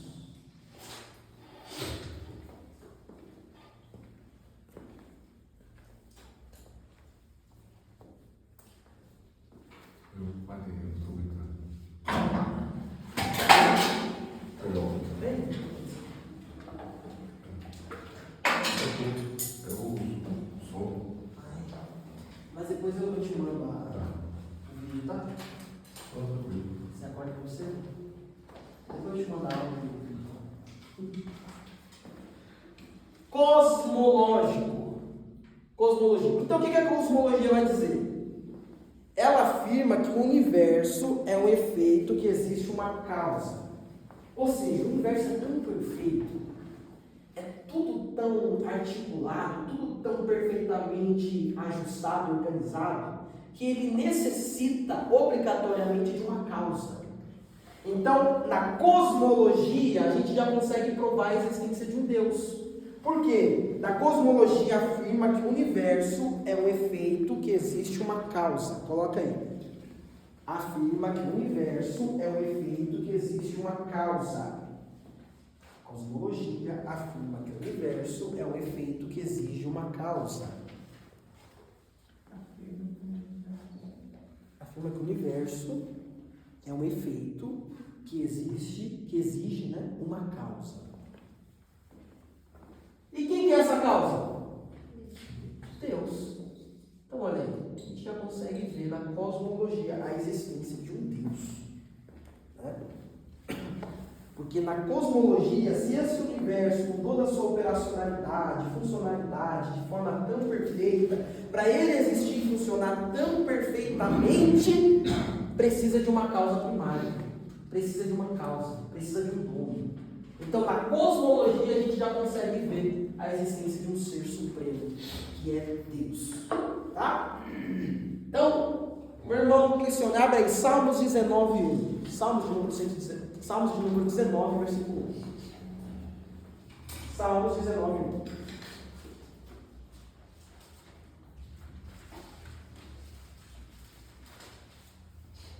Salmos 19:1. Olha aí o que vai dizer. Os céus manifestam a glória de Deus. Tá.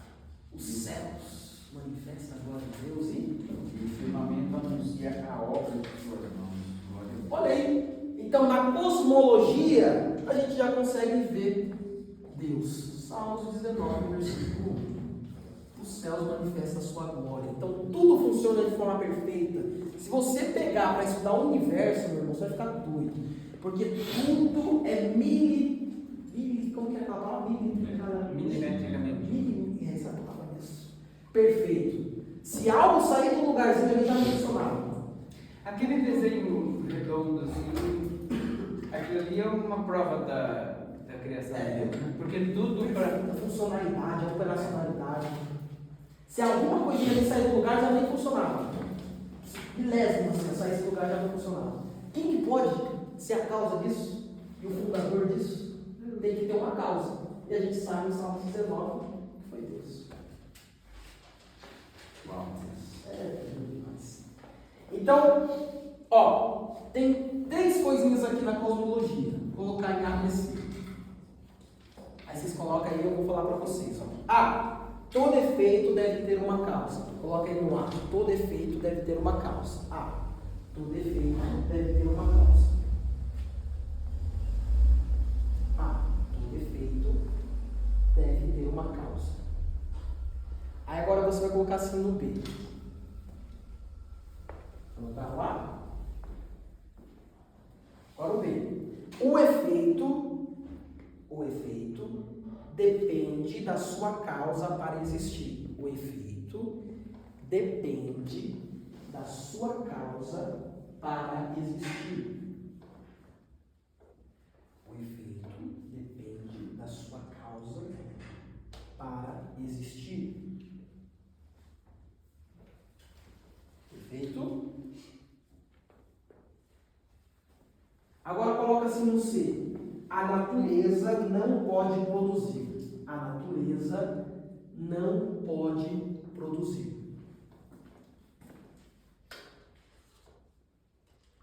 Então são esses 3 critérios da cosmologia. Nossa, aí você fica doido, porque a gente consegue ver Deus em tudo isso.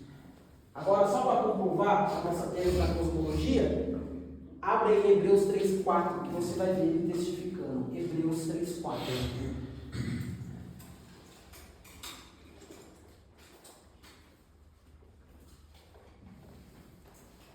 Hebreus capítulo 3, versículo 4. Porque toda a casa é edificada por alguém. Ó, Mas o que edificou todas as coisas é Deus.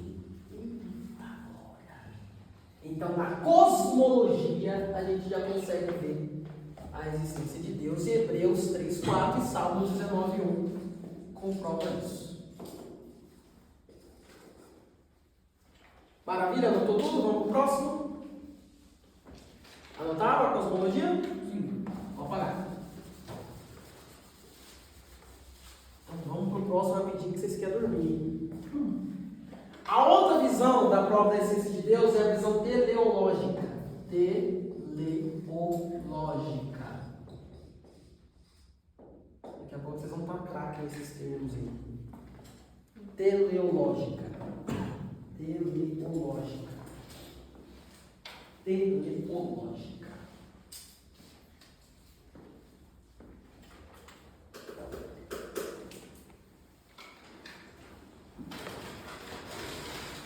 Tá? O que significa essa palavrinha aqui, ó? Teleológica. Finalidade. Oh, tá craque. O desígnio.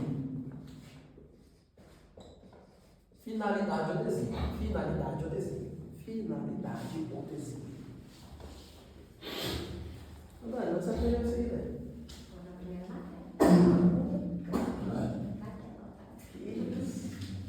Finalidade. Teleológica. Finalidade. Por quê? teleológica vai mostrar que Deus ele não é apenas o criador. Por exemplo, o universo ele não foi apenas criado, mas vai mostrar que existe o quê? Um projetista, um arquiteto. Porque o universo ele é tão milimetricamente perfeito e organizado, então tem que ter um autor, tem que ter um projeto, tem que ter um arquiteto. O universo não foi apenas criado, porque poderia muito bem apenas ser criado, mas mostra que foi o quê? Um criador, ele planejou, arquitetou, para que tudo isso fosse criado. Então ele não apenas criou, do nada apareceu, não, teve uma mente por trás, um projetor por trás, um arquiteto por trás, um projetista. Então, na visão teleológica, a gente já consegue ver também que foi Deus. Deus é esse projetor, Deus é esse arquiteto, Deus é essa mente por trás de tudo que existe no universo para que ele fosse materializado. Perfeito? Daí nesse daí a gente pode colocar então que eles querem ter alguém como comprovar a existência daquilo. Isso, que Deus ele é o... Ó, você pode anotar assim então, ó. Na visão teleológica, mas pode colocar do seu jeitinho, viu? Que ele não é apenas o Criador. Ele não é apenas o Criador. Tá? Ele não é apenas o Criador. Mas indica que há a existência de um arquiteto. Que há a existência de um arquiteto. Que há a existência de um arquiteto. Perfeito? Então o universo não apenas surgiu, como fala o Big Bang. Porque se fala que o universo apenas surgiu, então já quebra a visão teleológica, porque do nada surgiu.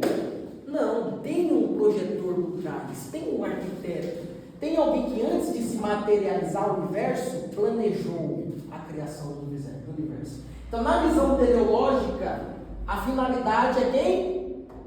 Deus. Né? Abre aí de novo Romanos 1,18. Agora a gente não vai ler o 20 e 25, a gente vai ler o versículo 18. Olha aí, Romanos 1, versículo 18.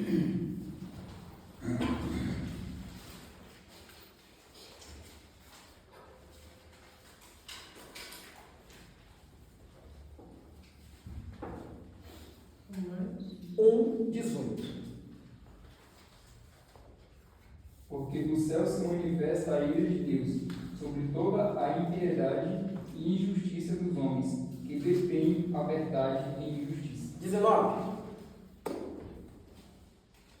Porquanto o que de Deus se pode conhecer neles se manifesta, porque Deus os manifestou. 20 agora, para encerrar.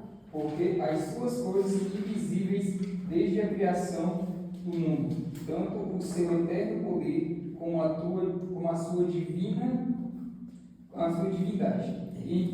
entendem e claramente e veem pelas coisas que estão criadas, mas que eles fiquem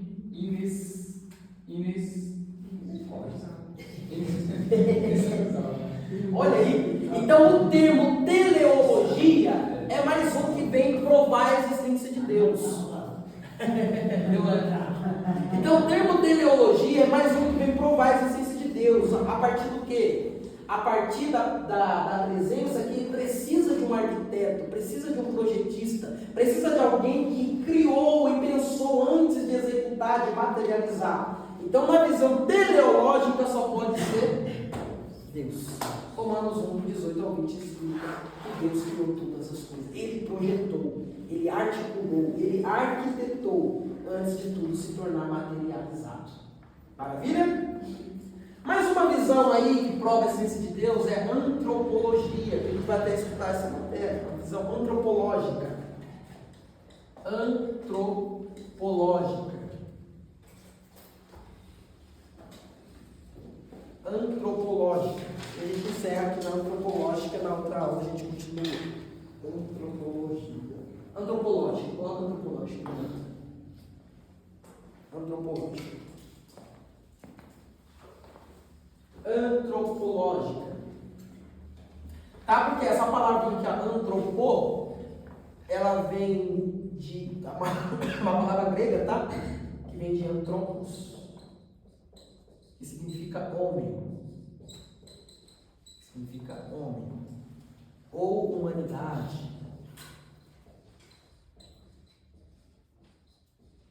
Tá? Então essa palavrinha antropó, vem da palavrinha grega, que vem de anthropos, significa homem ou humanidade. Perfeito? Então como que a gente pode provar a existência de Deus nessa visão antropológica? Não é a minha não, né? Não, a minha. Ah, tá. Eu tô brincando. Ela falou assim, que letra mais feia. Tá falando da minha. Então, na visão antropológica.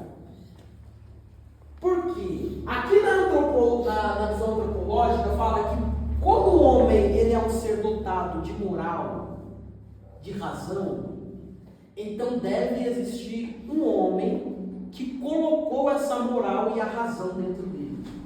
Então vamos lá. Um homem ele é um ser moral e intelectual. Então deve ter um criador que também seja moral e inteligente.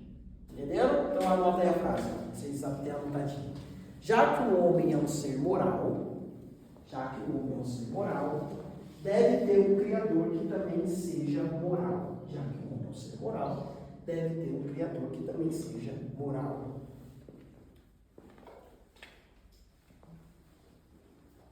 Já que o homem é um ser moral, O seu criador deve ter um criador que também seja moral. Já que o homem é um ser moral, deve ter também um criador que seja moral. Tá? Então o próprio homem já consegue ver que existe um Deus. Por isso que eu falo, pode ser o homem mais ateu que for. Quando chegar lá no fundo do poço, quando as coisas apertar, pode ter certeza. Qual a palavra que ele vai falar no último final da sua vida? Deus. Quando as coisas apertarem, no seu momento de angústia, pode ter certeza que ele vai lembrar de Deus. Porque o próprio homem já consegue saber da existência desse Deus, com a sua moral, com a sua razão. Então, dentro do homem, ele já consegue também saber dessa existência de um Deus. Porque a sua consciência é capaz de discernir o certo e errado. Por que vocês acham que vocês sabem o que é o certo e errado? Como você sabe, Tati, o que é certo e errado? Como você acha que você sabe isso? Não sei. Do nada, assim. E aí, como você sabe o que é certo e errado? porque eu sei que existe um Deus e esse Deus ele não se agrada em eu ser uma filha desobediente. Então eu decido ser obediente a ele. Perfeito. Mas é uma pessoa que nem conhece Deus, como que ele sabe o que é certo e errado? Porque você sabe que você tem um Deus e para não desagradar ele é a pessoa que... Porque ele teve ensinamentos através dos pais dele, que isso é certo e errado. Legal. Mas o próprio homem, sem ter pai nem mãe, ele já sabe o que é certo e errado. Tem uma consciência. Tem uma assim, consciência. Né? Ele pensa, né? Pensa. Por que o homem já sabe o que é certo e errado? Porque só pode ter um Criador que sabe o que é o bem e o mal e colocou a moral dentro do homem. Então, olha a prova da antropologia da essência de Deus. Para o homem saber o que é certo ou errado, só pode ter um Criador, senso de justiça, que coloca dentro do homem a moral para saber o que é o certo e o errado. Então, como que a gente sabe o que é o bem? Como que a gente sabe o que é o mal? Como que a gente sabe? Porque tem um Deus que colocou dentro de nós uma regra, um estatuto, uma moral. Perfeito? Porque vocês nunca perguntaram isso, sabe? Como que o homem sabe o que é o certo e o errado? Porque Deus, ele é justo, ele é santo e ele é poderoso. Então, ele, quando foi criar o homem, já colocou a consciência e a moral dentro do homem. Ah, vocês estão com sono. Falou a verdade, Ó, faltou a visão ontológica e a crença universal, mas a gente vê na próxima aula então, tá? Mas já deixa anotado aí, ó, visão ontológica. Na próxima aula vocês tomam um energético, tá bom? Tem 9 horas, tá 100%. 9 horas pra frente. E a crença universal. Aí a gente vê na próxima aula. Ou um energético ou um cafezinho, né? Quem que traz um cafezinho pra nós na próxima aula?